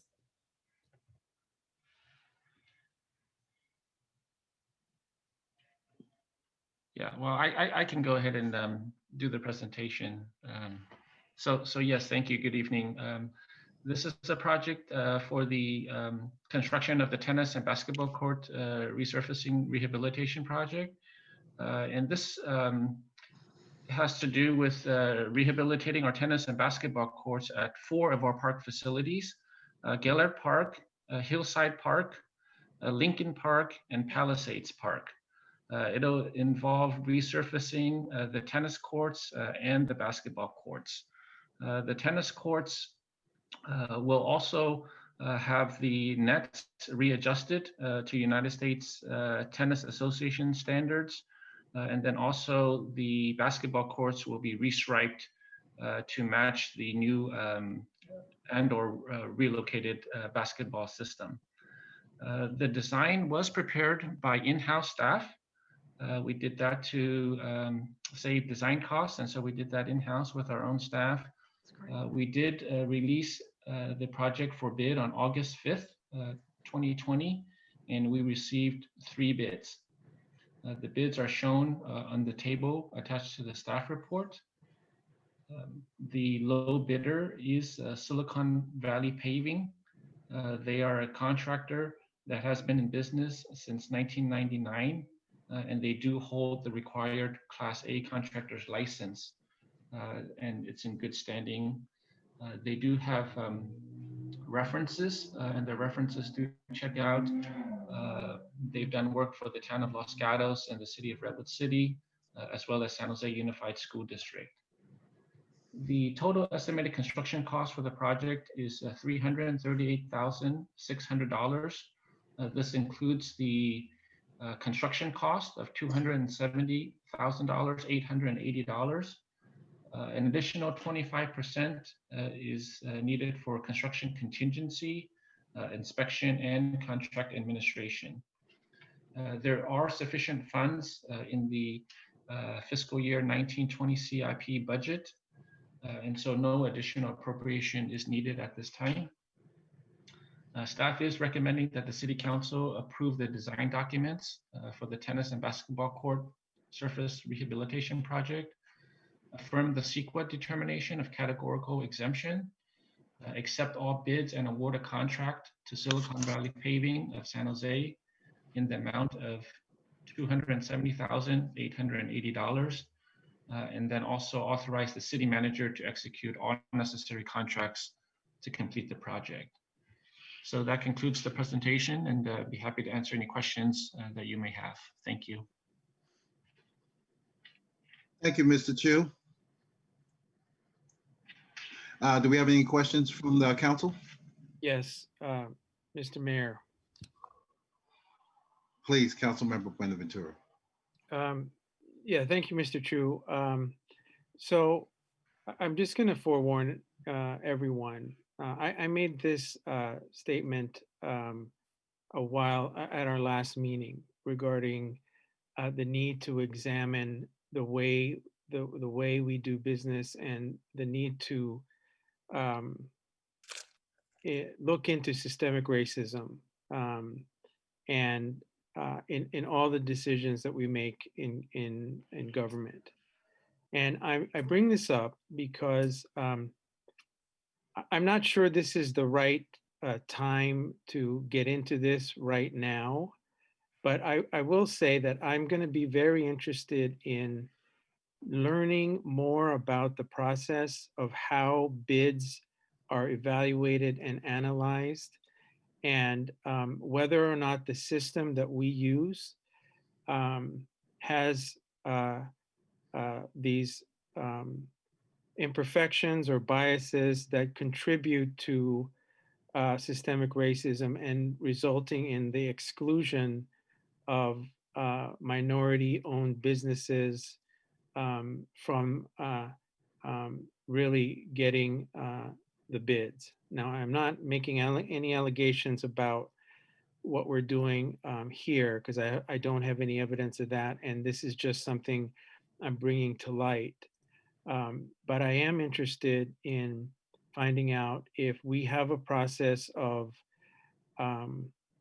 encouraging, assisting, or promoting minority-owned businesses, in particular with the Black community, to have a full and fair shot at getting these really lucrative contracts. And so, again, this is probably not. I'm not saying that any of that is going on here, but at some point, I think we as a council need to have that discussion and figure out if there are ways that we can improve on making the system work better for the minority communities, and to see if we can expose any issues of systemic racism that we may not intending to do, but the result effect is the exclusion of those businesses and communities. So that's my comment. Thank you, Mr. Mayor. Mr. Mayor, may I interject for just a moment? Please. Councilmember Buenaventura, you have some keen sense of timing, actually, because we have a fabulous new finance director, Timothy Nevin, and he has a huge list of things that he's working on in the finance department. And in fact, I'm not putting on the spot now, Mr. Nevin, but the RFP process is at least in the top 5 as far as better transparency, better process. It's not necessarily being looked at right now because of systemic racism issues. However, now that you've brought that to light, it's certainly something that we will add to the things that we research. So perfect timing, Councilmember Buenaventura. And I know that Mr. Nevin is taking notes right now as we embark upon a more transparent RFP process. So just wanted to add that. Thank you, Shauna. That's great. That's terrific. Thank you very much. So if I may add Okay, to that. Am I coming through okay? You're clear, Mayor. You're clear. I moved from my bedroom back out to the kitchen, and you can't fool the computer. Anyway, thank you, Council Member Buenaventura and Ms. Shauna. Just a note, we're hoping to address some of these issues, systemic racism throughout, and not only in our financial procurements and contracts, but maybe and this is just a note, in hiring practices as well. So I would invite you to, and Madam City Attorney, to look at the Rooney Law, Rooney, and we can get a of these issues. So I'd like to thank Council Member Buenaventura for researching this, and something that should not be put on the wayside. But that's just a comment. Mr. Alexander Ewan, you're back. And I guess your boss gave the presentation already, but could you at least say hello so that we know and we can acknowledge you? Nope. Still not working. Okay, at least I gave, okay, he tried it again. Go ahead, Alex. Nope. No. Okay. All right. Where was I? Contract for tennis and basketball court. Thank you, Mr. Chu, for the presentation. Are there any further comments from my colleagues? I do have a comment in regards to the item itself, and really enhancing, our recreation facilities. As mentioned, the tennis courts and the basketball courts. I think now more than ever, as people have been sheltering in place, these areas for exercise and just being able to kind of be outdoors for a little bit, of course, with safety precautions with your family members or whatnot, has been really crucial for people's mental health. And so for really being able to, enhance these facilities that really need that renovation as far as the asphalt, et cetera, for basketball and tennis, I know that our, community members and the people that utilize these facilities will be very grateful. Thank you, Vice Mayor. Any other further comments? Yeah, Mr. Mayor, I'll just make it a short one. Mr. Chu, this is just another way, like even in the prior ones, that you continually, your department, all your personnel, continue to try to do what you can and try to keep forging through this COVID and making sure that we stay on track and providing everything for the community that they would like to use. And we do know that, I know the other ones, but I think that if they say it about traffic or whatever, Gellert is probably one of the most used courts there is, because I believe they wanted the lights on and everything else. So that goes along with the improvement of that area as well. So I appreciate, this is going to be some positive things for the people in the community, that they need this and appreciate it and continue to work. And thank you to all your staff. Appreciate it. Thank you. Thank you, Councilmember DiGiovanni. Any other comments? Okay, I'll make one. Ms. Maltby, this is for you. I want to say, under your leadership, we could just hold this money back, especially in regards to deferred maintenance. And this is, it goes to show, you and your staff and Mr. Chu, even though we would like to hold the money, but these issues need to be taken care of. So in going with what the Vice Mayor coined for the community, I see that great work is being done, and it must be done, because if we don't do it now, it's probably going to cost more later. And if I'm not mistaken, I also recall the lights were put back on at Gellert Park, during daylight savings time, so folks can utilize that. So outstanding job in your leadership, Ms. Maltby, because prior leadership would rather just hold the money and say we don't have any. So great job. Okay, so is there a motion on the floor for item number 12? Okay, Vice Mayor, did I hear you make the motion and Councilmember DiGiovanni seconded? Yes. Okay, great. So on the motion, is there any further discussion? Okay, may I have a voice vote, please, Madam City Clerk? Ms. Di Giovanni, Aye. Ms. Manalo, Aye. Dr. Rod, Aye. Mr. Buenaventura, Aye. Mr. Sylvester. Aye. Okay, that motion carries. If we can, I'd like to hear more from you, Alexander, as time permits and in the future. You have not and will not be forgotten. So we hope to see your voice to go along with that great smile you have as well. Thank you so much. Okay, item number 13, award of construction contract for the 2019-20 original Daly City Civic Center Slurry Seal Project. Mr. Chu and Rogers. Yes, Okay. thank you. Good evening, Mr. Mayor, council members. I'm going to turn it over to Dave Rogers, one of our associate engineers, for the presentation. Good evening, Honorable Mayor and City Council members. Since 1998, Daly City Public Works has undertaken a comprehensive street pavement preventative maintenance program. The annual slurry seal projects is the most cost-effective means to preserve the street's pavement condition and thereby reduce long-term pavement operations and maintenance costs. Street slurry seal replaces the fine aggregate stripped away from the pavement surface. It reduces water penetration into the roadway base and thereby reduces the base failure and resultant damage that is more costly to repair.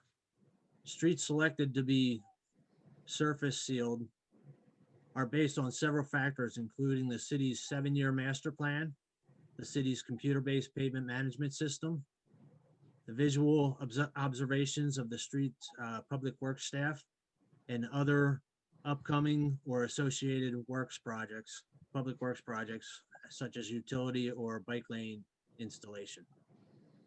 The construction documents include slurry sealing approximately 14.7 miles of streets within Daly City in the original Daly City and Civic Center areas. The construction bid documents were prepared in-house by engineering staff with the help of the engineering interns. The project was advertised on July 30th, 2020, and 4 bids were received on August 27th, ranging from 1.5 million to 1.7 million. Determination of the lowest bidder was based on the lowest combined total of the base bid and a bid alternative A. The base bid included pavement repairs and striping work.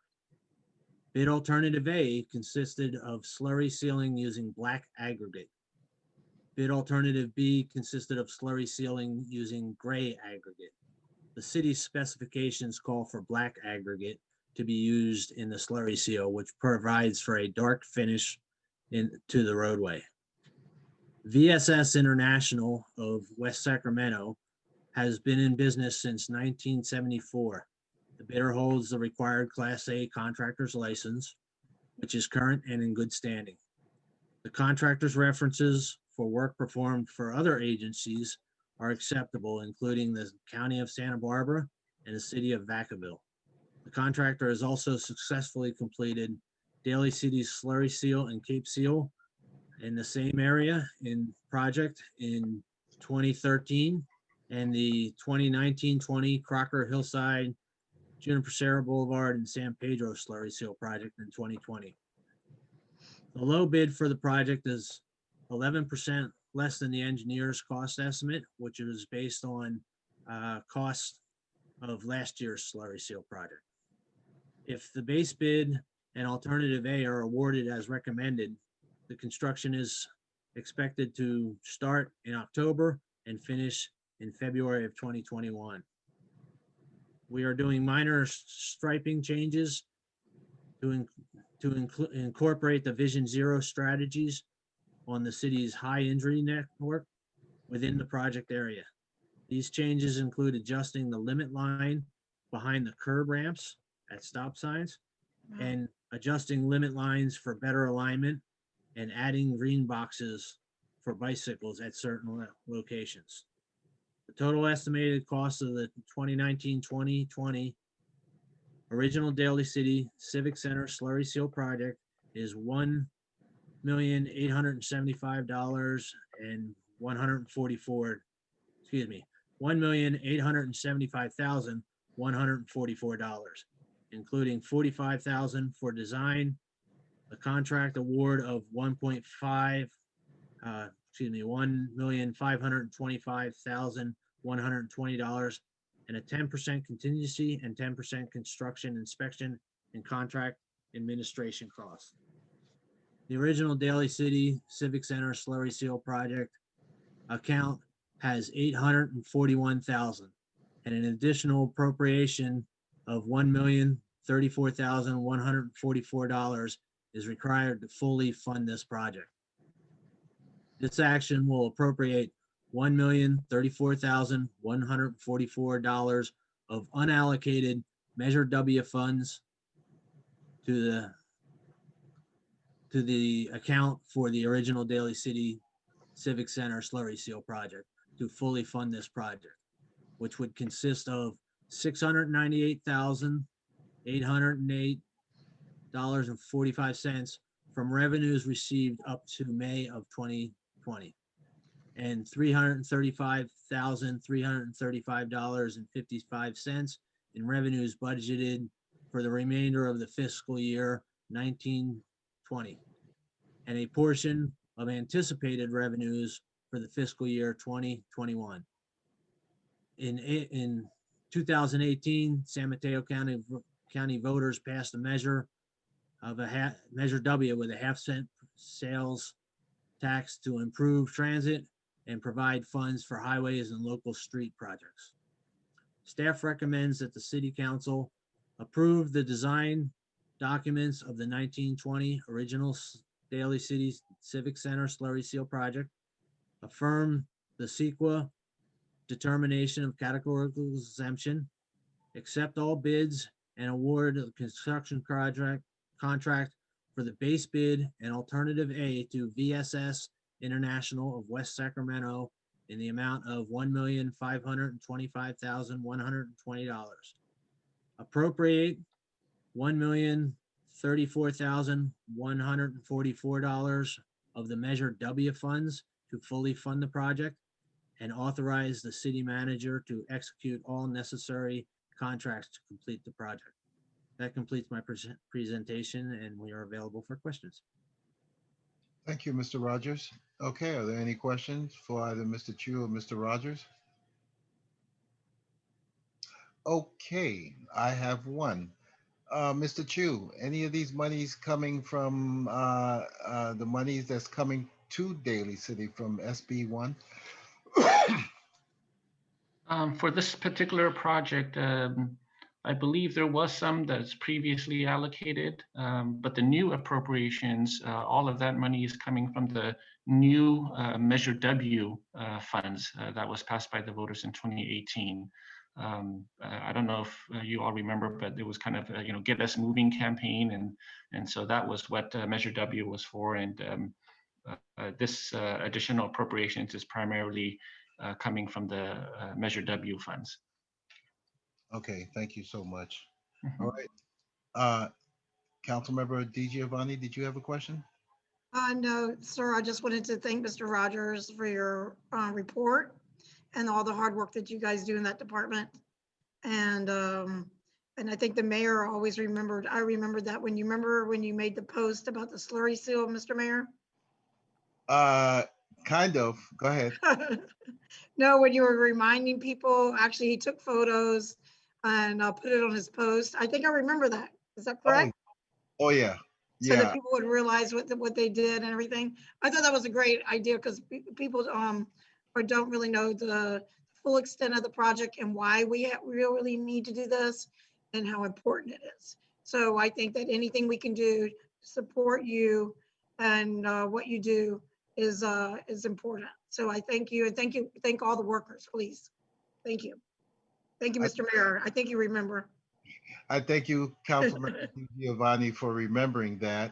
if I was 20 years younger and knew what I knew now, I'd think twice before burning rubber on the streets. And so great job. And again, kudos to you, Shauna, for moving with your staff and making you look good as well. Another instruction project, and I'll be the first one to take pictures and post it up again, saying this is what our city is doing for you. Okay. Any other comments? Okay, hearing none, may I have a may I have a motion to accept item number 13 first? Motion to accept item number, did you say 13? Sorry. Yes, 13. Thank you, Vice Mayor. Is there a second? Second. Second by Dr. Rod. Any further discussion? Okay, may I have a roll call, please? Ms. DiGiovanni, Aye. Ms. Manalo, Aye. Dr. Rod, Aye. Mr. Buenaventura, Aye. Mr. Sylvester. Aye. Okay, congratulations and thank you so much, everyone. Thank you for the hard work. That motion is now passed. Okay, moving Thank on. you. You're welcome. Thank you, Mr. Chu and Mr. Rogers. Okay, the next item is public appearances, oral communications. And what I'll do this time is turn it over to Mr. Stolte. Okay. Bear with me a second here. The first comment is from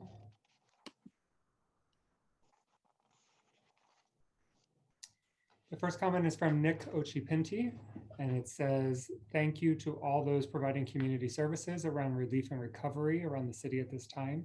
It is critical to fulfill public services that often would not exist without the energy and time of volunteers. While it is good to see that these services are being provided, I am also concerned that our city and county is not adequately funding services addressing food insecurity, housing insecurity, and homelessness that is increasingly common in our community. I would strongly encourage our city to take more action in funding library and recreation services to continue staffing and expanding these services, in addition to promoting and establishing social services that outreach to our community facing the toughest socioeconomic circumstances, especially here in Daly City and North San Mateo County. Thank you." Okay, the next comment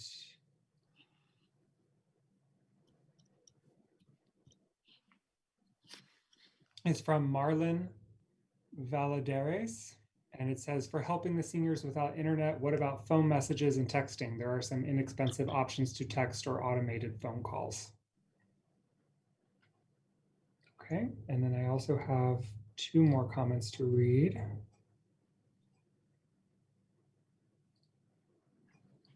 Okay.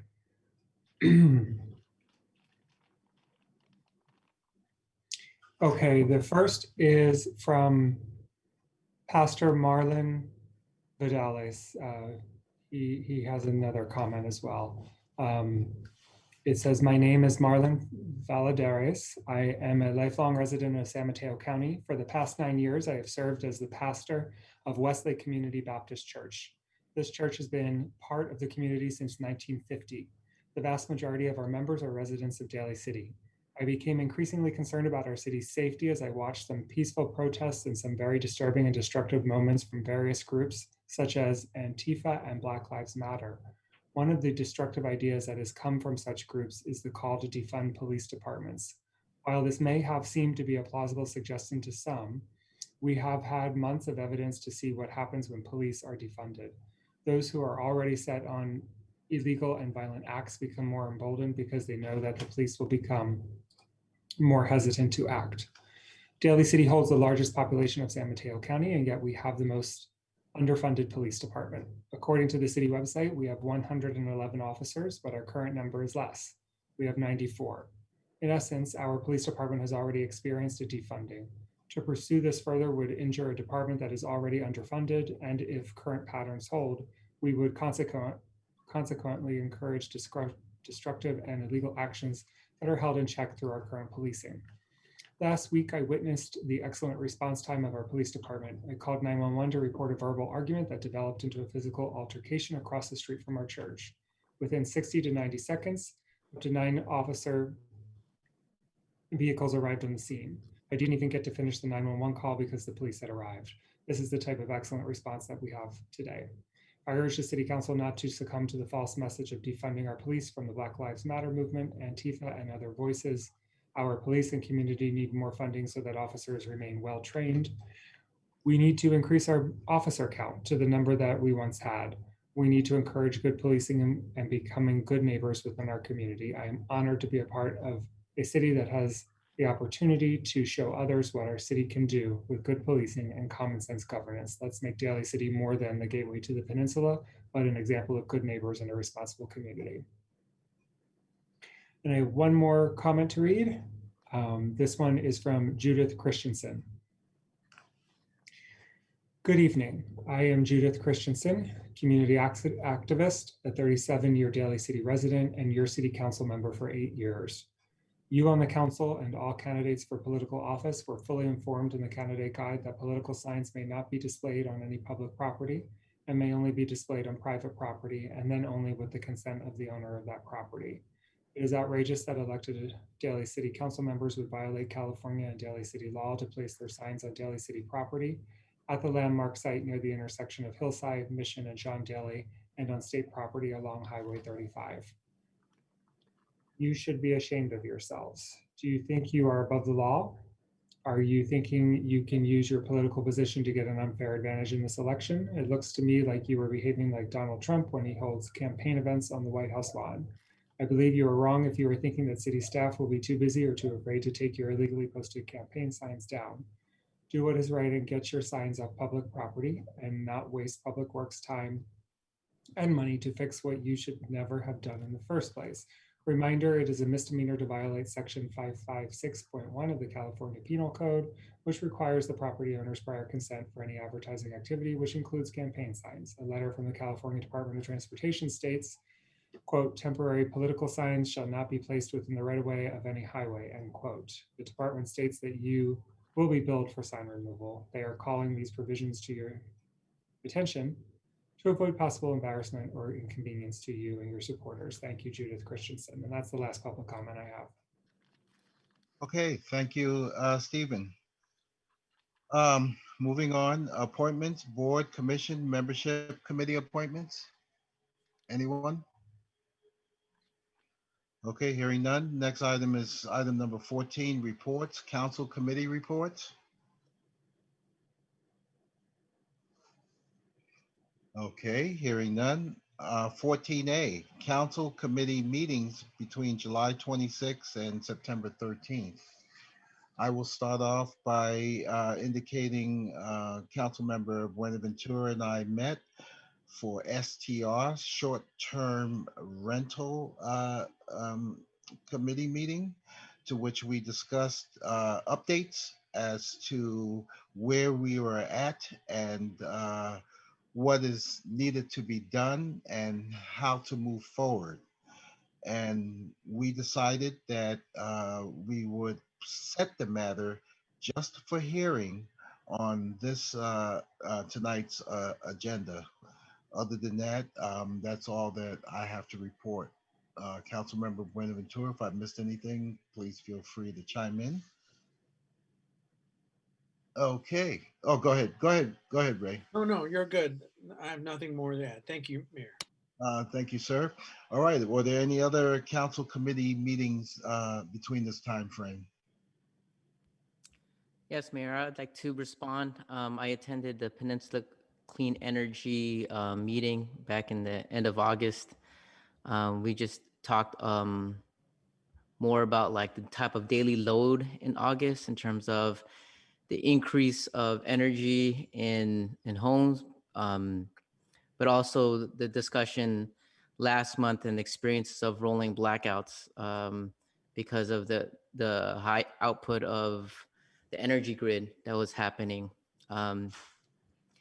We didn't get a chance to, and we also talked about San Mateo County reach codes update as well.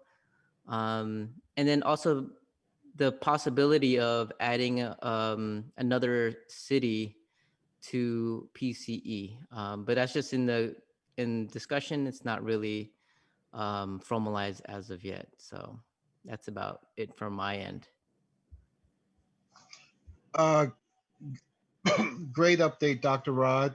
And again, I'm so happy you're on that committee because I'm hearing a different side of you, besides always getting a historical perspective, which is good. And I look forward to it. But I see that you're blossoming and learning about energy. And thanks to Peninsula Clean Energy, I did get notice and the transparency and the information they're putting out for medical devices. And I submitted my application and we shall see what happens. And I'm glad the word is getting out towards moving us towards sustainability. So great job. Oh, thank you. Especially what's going on today in terms of having the air pollution and all the fires. It's very necessary to talk about how we can reimagine energy moving forward. Great job. Thank you so much. Okay. Mr. Any Mayor? Oh, I'm uh, sorry. uh, Apologize. Council Member Di Giovanni, go ahead. Yes, it'll be a two-part. The second part will be, it's for a CCAG meeting, which is cities and councils, for the cities and county for the government. And I just wanted to put this out there in the front that two of the bills that the governor signed was AB 1077. And that is what we voted on to send a letter of support. And what that is, it removes a chemical out of for the firefighters for the, when they go over there and they do for the flame retardants, so that we can try to lessen the hazardous to our firefighters. And the second one that the governor signed was the bill by Phil Ting that had to do with revamping and putting in new HVAC systems into the schools and possible childcare, so that it would make it for the COVID. So that one also passed and it was signed by the governor. And we also voted to send a letter of support for that one as well. And so that the monies will not come, so that people will know, especially for the HVAC in the schools, it will not be coming out of the people's pockets. So it comes out of a special fund. And that's important for people to know, that it will not be coming out of the people's pockets in that particular manner. And I will be giving the second half at the next meeting. So thank you, Mr. Mayor. But those are two important bills. Thank you, Councilmember Di Giovanni. You are absolutely correct. They are very, very important. And I'm sure we'll be looking forward to hearing more on that. Thank you. Thank you. Sure. Any other council reports? I'm kind of combining them. Item number 15 and 14A.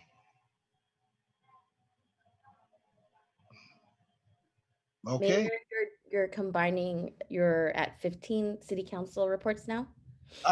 Well, yeah, I kind of moved on to that too. But if you have anything under 14A or 15, let's go ahead and take care of 15 as well. Okay, thank you so much. I'd like to report to you all that I was able to join Supervisor Canepa and the county's mask mobile. They handed out masks to individuals and businesses in the top of the hill area, and really just one of the ways to ensure that people have access to masks if they can't afford it, and also reach kind of the areas in which there may be support. And so was happy to walk up and down to see if there were businesses or essential workers that need them, that are still working in these small businesses, et cetera. And it was not a smoky time at that time yet. So I was able to walk around prior to all the fires. Also, at the Board of Supervisors, along with yourself, Mayor, and Council Member Ray, we were at the county and we really supported a resolution that was about a resolution condemning racism and injustice, really declaring racism as a public health crisis, and how it really interconnectedly affects people's health, and it's the affirmation of committing to diversity, equity, access, and inclusion. And so, as we've noticed with COVID-19, the most hardest hit communities are people of color communities that don't have access to healthcare benefits, et cetera. And so it's really looking at systemically, how do we ensure that, these communities have, access to health, even technology. I mean, it's a holistic approach, and it was a step forward in declaring that, that there's a resolution condemning racism and really affirming its commitment to diversity, and that this is important for us to continue to work on. And as mentioned by Council Member Ray Ventura today, how do we look at all aspects to ensure that we continue to always move forward in that direction? Wow, great. I just wanted to make a comment, Vice Mayor.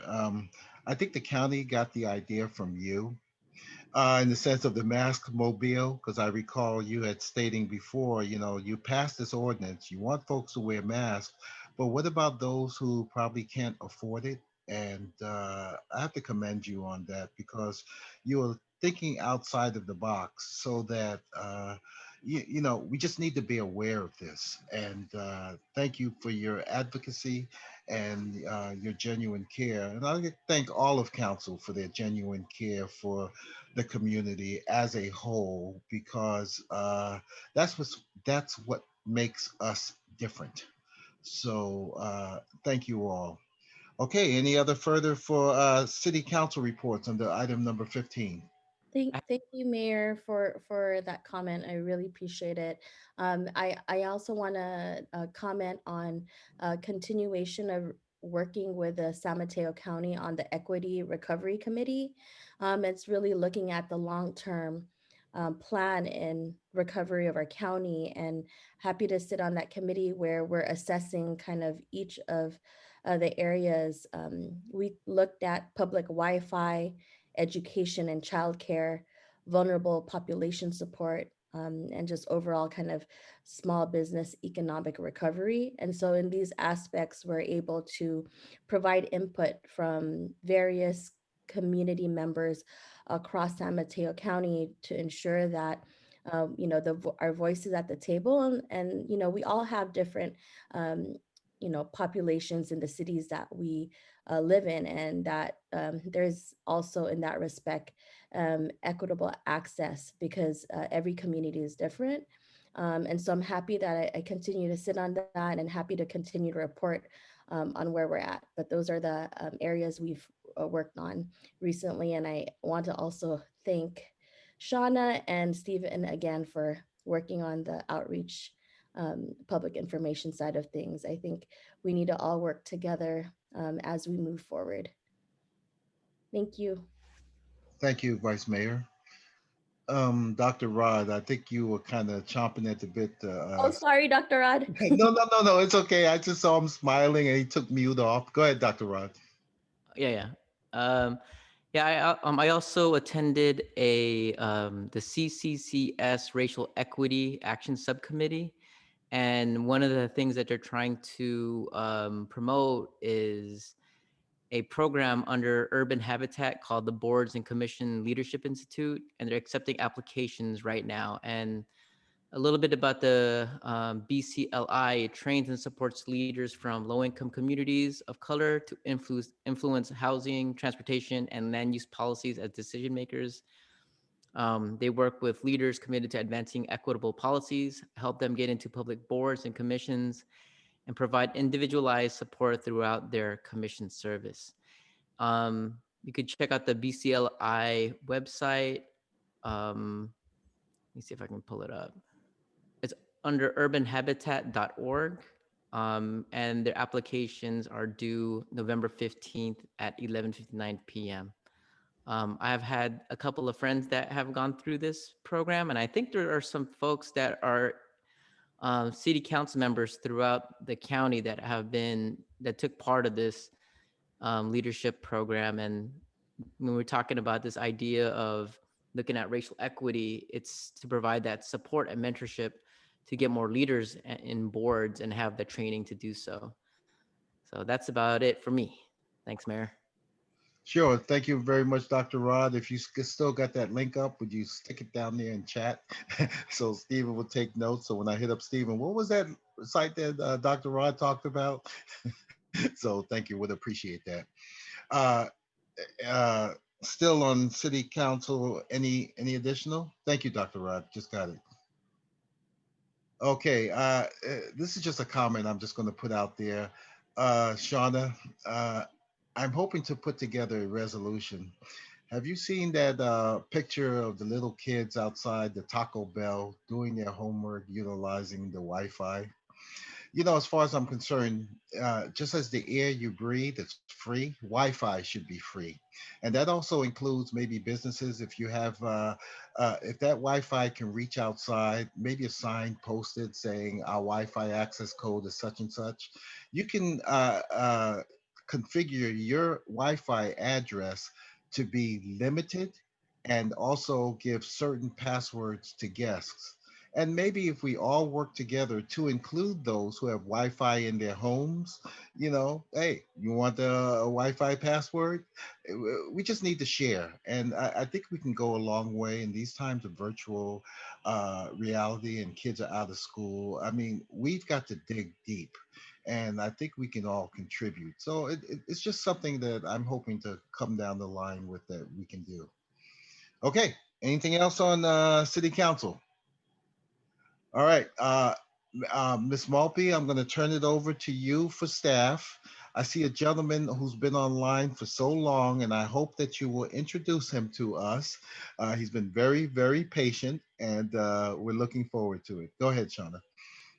Thank you, Mayor and council members. I don't have a lot to report. It's important what I have to report, but I don't have a lot. I won't belabor my report out. I do want to say that I'm incredibly proud of our workforce. They're just shining right now, and I'm biased completely, but what makes it feel really good is the council's appreciation of staff.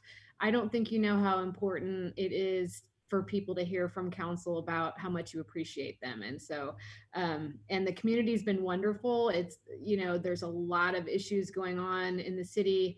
I don't mind, Stephen, Leilani, my office, the department heads, we don't mind hearing what's going on out there. We want to hear from you because we don't see you. But so that aside, the pride continues to our most recent appointee of Finance Director, Timothy Nevin. And I feel like I just kissed a leprechaun because he's fantastic. He's got a wonderful background. He worked in Daly City before and has a wonderful educational background. He worked in the county on their budget process, and everybody knows their budget is ginormous. And he is just a breath of fresh air. I know that the finance staff has gone through a lot of change in the last 6 years. And certainly the morale has, you know, kind of been up and down, and to bring someone in with not only his background, educational, and his experience, but his demeanor and his care and his passion for employees, we couldn't do better. And I say that from the bottom of my heart. So without further ado, I'd like to introduce Mr. Timothy Nevin, our new finance director. Wow, thank you, Shauna. I appreciate that. I am really excited to be back in Daly City. And actually, I'm really excited that I made the decision early in my career in 2003 to become part of local government and to join Daly City the first time. I'm very excited to be back at Daly City. I'm very excited to be back with the finance department. I echo the city manager's words about the city employees and how much they appreciate the acknowledgement, because they really are great and they really do a great job. And so I'm excited to be back. I was excited to see the roster of who was on in the finance department, and I recognized 2/3 of the employees and was happy to meet the other third. So I'm excited to work with you as a city council. In 6 years, the council has changed. since I left. Mr. Buenaventura is still here, and the rest of you are new to me, but I look forward to working with all of you. And I thank the city for this opportunity and for the city manager. Thank you. Wow. Welcome aboard, Mr. Nevin. I think you're being very, very humble. I think I spoke to someone who said they remember when you were a little baby and you used to run around in the council office. I don't know if that's true, but I know that there is some history that you're not alluding to, but I'm not going to say anything. I'm going to let folks figure it out for themselves. But welcome aboard, sir. A pleasure to have you. And Miss Malpe, I learned a new term, kissed the leprechaun. Wow. I just learned that. Okay, well, that's You know what? I just learned it too. I don't know where that came from. I don't know. I don't know what overcame me. Please forgive me for that one. no, I love it. I love it. I'll use it sometime. Okay, any comments from council on city staff report, Ms. Malpe? I have a comment, Mr. Mayor. Yes, please, Mr. Buenaventura. Thank you. I will just have to say, you know, when there was the resignation or the retirement of Todd and Tim, I got very concerned, and my stress level went, I mean, through the roof. And then when I heard that Tim Nevin got the appointment, it just really put my mind at ease. I know him, I know his demeanor, I know him to be very professional. And I think we are going to be in really good hands. We need someone that is calm, that is deliberate, and that is smart. And I think Tim has all of that. And I'm just so happy that we got him back and that we're on the right track to deal with the budgetary issues that we're going to be facing over the coming year. And I think this is a great hire, and I'm looking forward to us growing together with him. So thank you, and congratulations, Tim and Shauna, for the excellent pick. Thank you. Thank you, Mr. Buenaventura. Any other comments at this time? Yeah, Mr. Mayor. Okay, Pam, you were first. Go ahead, Pam. Okay, thank you. So I want to say welcome home, because this is really your home. It will always be your home. And second of all, I know your family's just thrilled, but we are really excited when I heard the pick as well. And that city manager, she was just like, I had trust in her, but at the same time, you know, it is a big transition. And it's really tough during this time for everybody. But we know that like you said, you knew 2/3, and they were really excited. And that's like, that morale just really boosts, because they had no idea who was going to be coming in that door. And not only that, you're a great intellect, you have your hands, you have the experience, and Daly City is your home. So you care about us, you care about what happens to the city, and that makes a difference, not just because you're qualified, but it makes a big difference because you are Daly City. So when you have people here that really care about that, including Shauna, who's been here, you know, for a while and gone through a lot, this is your family, and you'll treat it as such. So my hat's off to you and your family. I remember when we were when David Canepa cleaned that little walkway. Yes. But here you are. Who would have thought then? But right choice, right timing, everything about it. And I look forward that I'm glad, I know you'll be here to stay. So that's really encouraging. So thank you, Shauna. Thank you, Mr. Nevin. And the community at large is really excited as well, just to let you know that you are home. Thank you. So thank you. My best to your family. Thank you. Thank you, Council Member Vice Mayor Manalo. Thank you, Mayor. And just want to say, you know, Shauna, amazing choice. I think, you know, we, when at first, as an interim city manager and then appointed you as city manager, we knew that you were the right person to be at the helm in regards to the city administration.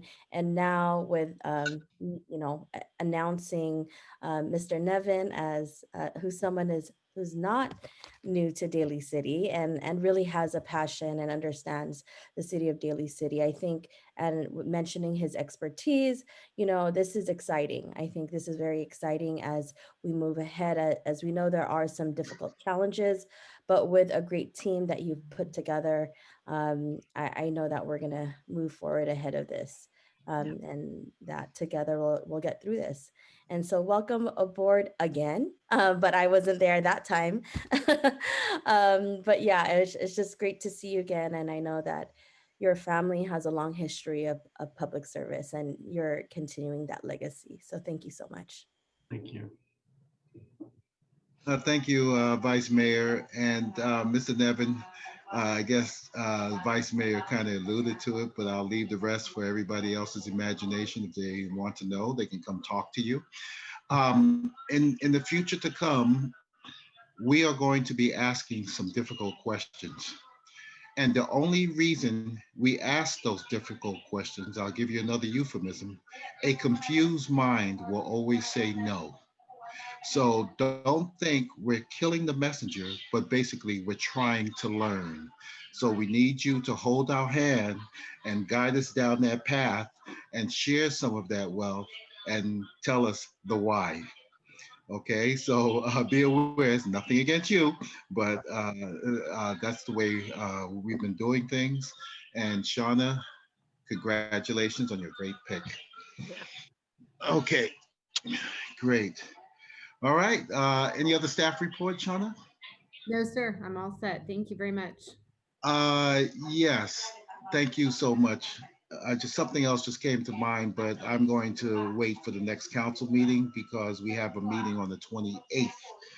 And I'll just give you a quick hint. Okay. All right. So the next item before we close is we would like to adjourn tonight's council meeting in memory of the following.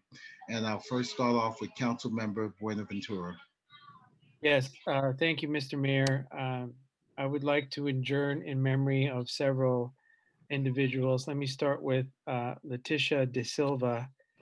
Letitia, I got to know her as someone that really enjoyed life. She was very active in the Buri community, doing her dancing, and she's also involved in a lot of events, both in the community and in her professional life as a caregiver. She suddenly passed away, and we'd like to extend our best wishes to her family and her friends. Also, I'd like to adjourn in memory of James Fang. James was the former president of the BART board and was a member of the San Francisco Examiner publishing family. He died at the age of 58. He's just a very nice guy and always there for the community and was always very helpful. And then I'd like to adjourn in memory of Esther Bayudan, who is Tony Bayudan's mother. Obviously, everybody knows Tony. He's the chief of staff to Supervisor David Canepa. And she passed away on August 12th, 2020, and they're hoping to have a tribute to her sometime next year in March. So I'd also like to adjourn in memory of Tez Santos.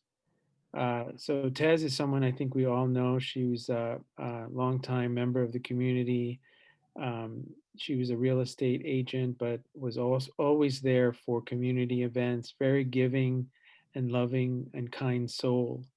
And she really just would light up a room. She was always very friendly and happy. And it's just really unfortunate that that she passed away just recently. So thank you for that, Mr. Mayor. That's all I have. Thank you, Council Member Buenaventura. I'd like to now turn it over to Dr. Rod.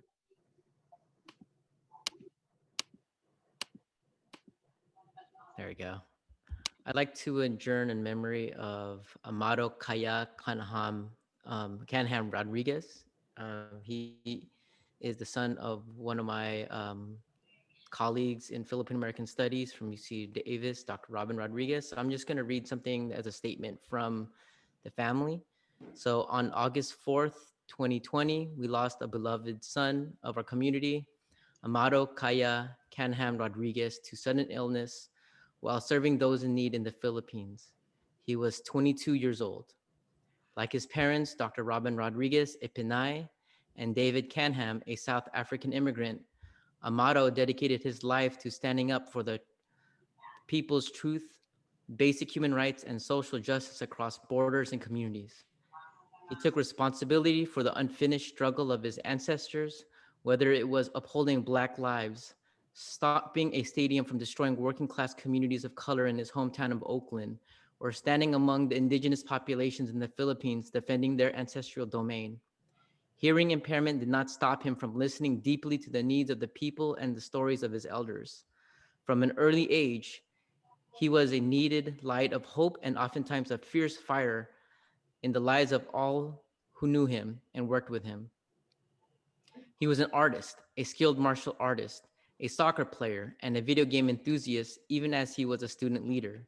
He was an example of selflessness and sacrifice and held a deep well of history, knowledge, curiosity, and determination to expose and overturn the root causes of people's suffering. This would explain his bottomless appetite and need to always bring laughter to struggle. In his last 2 years in the Philippines, he transformed and found himself truly at home where he belonged. Communities and families embraced him wherever he organized, and he truly connected with them by learning fluent Tagalog with an accent all his own. He became and remained larger than life. We have lost him far too soon. Through his beautiful eyes, we will continue to see the world he wanted to change and follow his example. He is the new ancestor that carved out a new path and a way of being. He is the success story we need to celebrate. He is the epitome of humanity. Rest in peace, Amado. Thank you, Dr. Rod. Council Member DiGiovanni. Yeah, thank you, Mr. Mayor. I'd like to adjourn in memory. First, I'd like to add to Tony's mom. The family asked me to let people know that his mom was a resident since 1977. It's very short. And also that she was able to live and see 4 generations, including her first grandson, which she loved her family so very much, and she will truly be missed. But it's also with a heavy heart that we lost someone in our city family named Martin Moreno. He worked in our wastewater department and was an employee. And let me read this in short. Martin Moreno was employed with the City of Daly City's Department of Water and Wastewater Resources as a collection system operator from 2015 until his untimely death on Thursday, September the 3rd. Martin enjoyed serving the Daly City community in the capacity as a collection system operator. He was a friend to all and was a thoughtful and giving person. He will be missed deeply by all of his co-workers, friends, and family, and also in that department, and the director, Piccolotti. He is survived by his mother, sisters, fiance, and daughter, Jazzy. Our thoughts and prayers go out to his family, and with the City of Daly City, we offer our condolences to the family and to our wastewater department, all the staff and the workers, because this has been a hard one on them because it was very unexpected. So thank you very much, and we have to honor him in memory. Thank you. Thank you, Councilmember DiGiovanni. I'd like to Oh my goodness, my internet connection is unstable. Can you folks hear me okay? I hope you can. I'd like to adjourn in honor of Miss Laura. I'm sorry, Gloria Jean O'Reilly. And I don't have much information, but on social media, I thought it was only appropriate because it's so close and in Pacifica. The last I would like to provide, and it's kind of giving an ending to Dr. Rod's state. Although we honor all these folks, they are equally important. But you know what's also very important is family.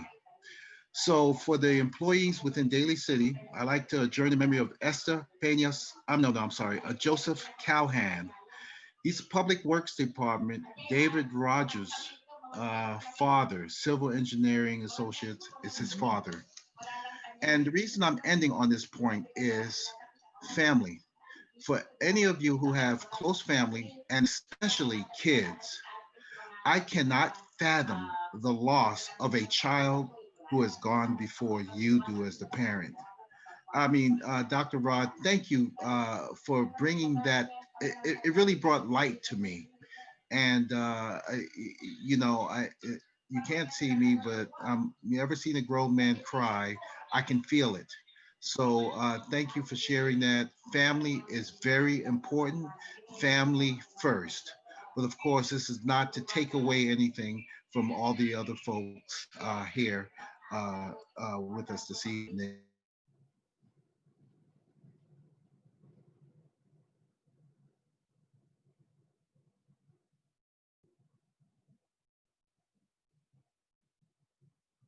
Chan and Natalie of HR.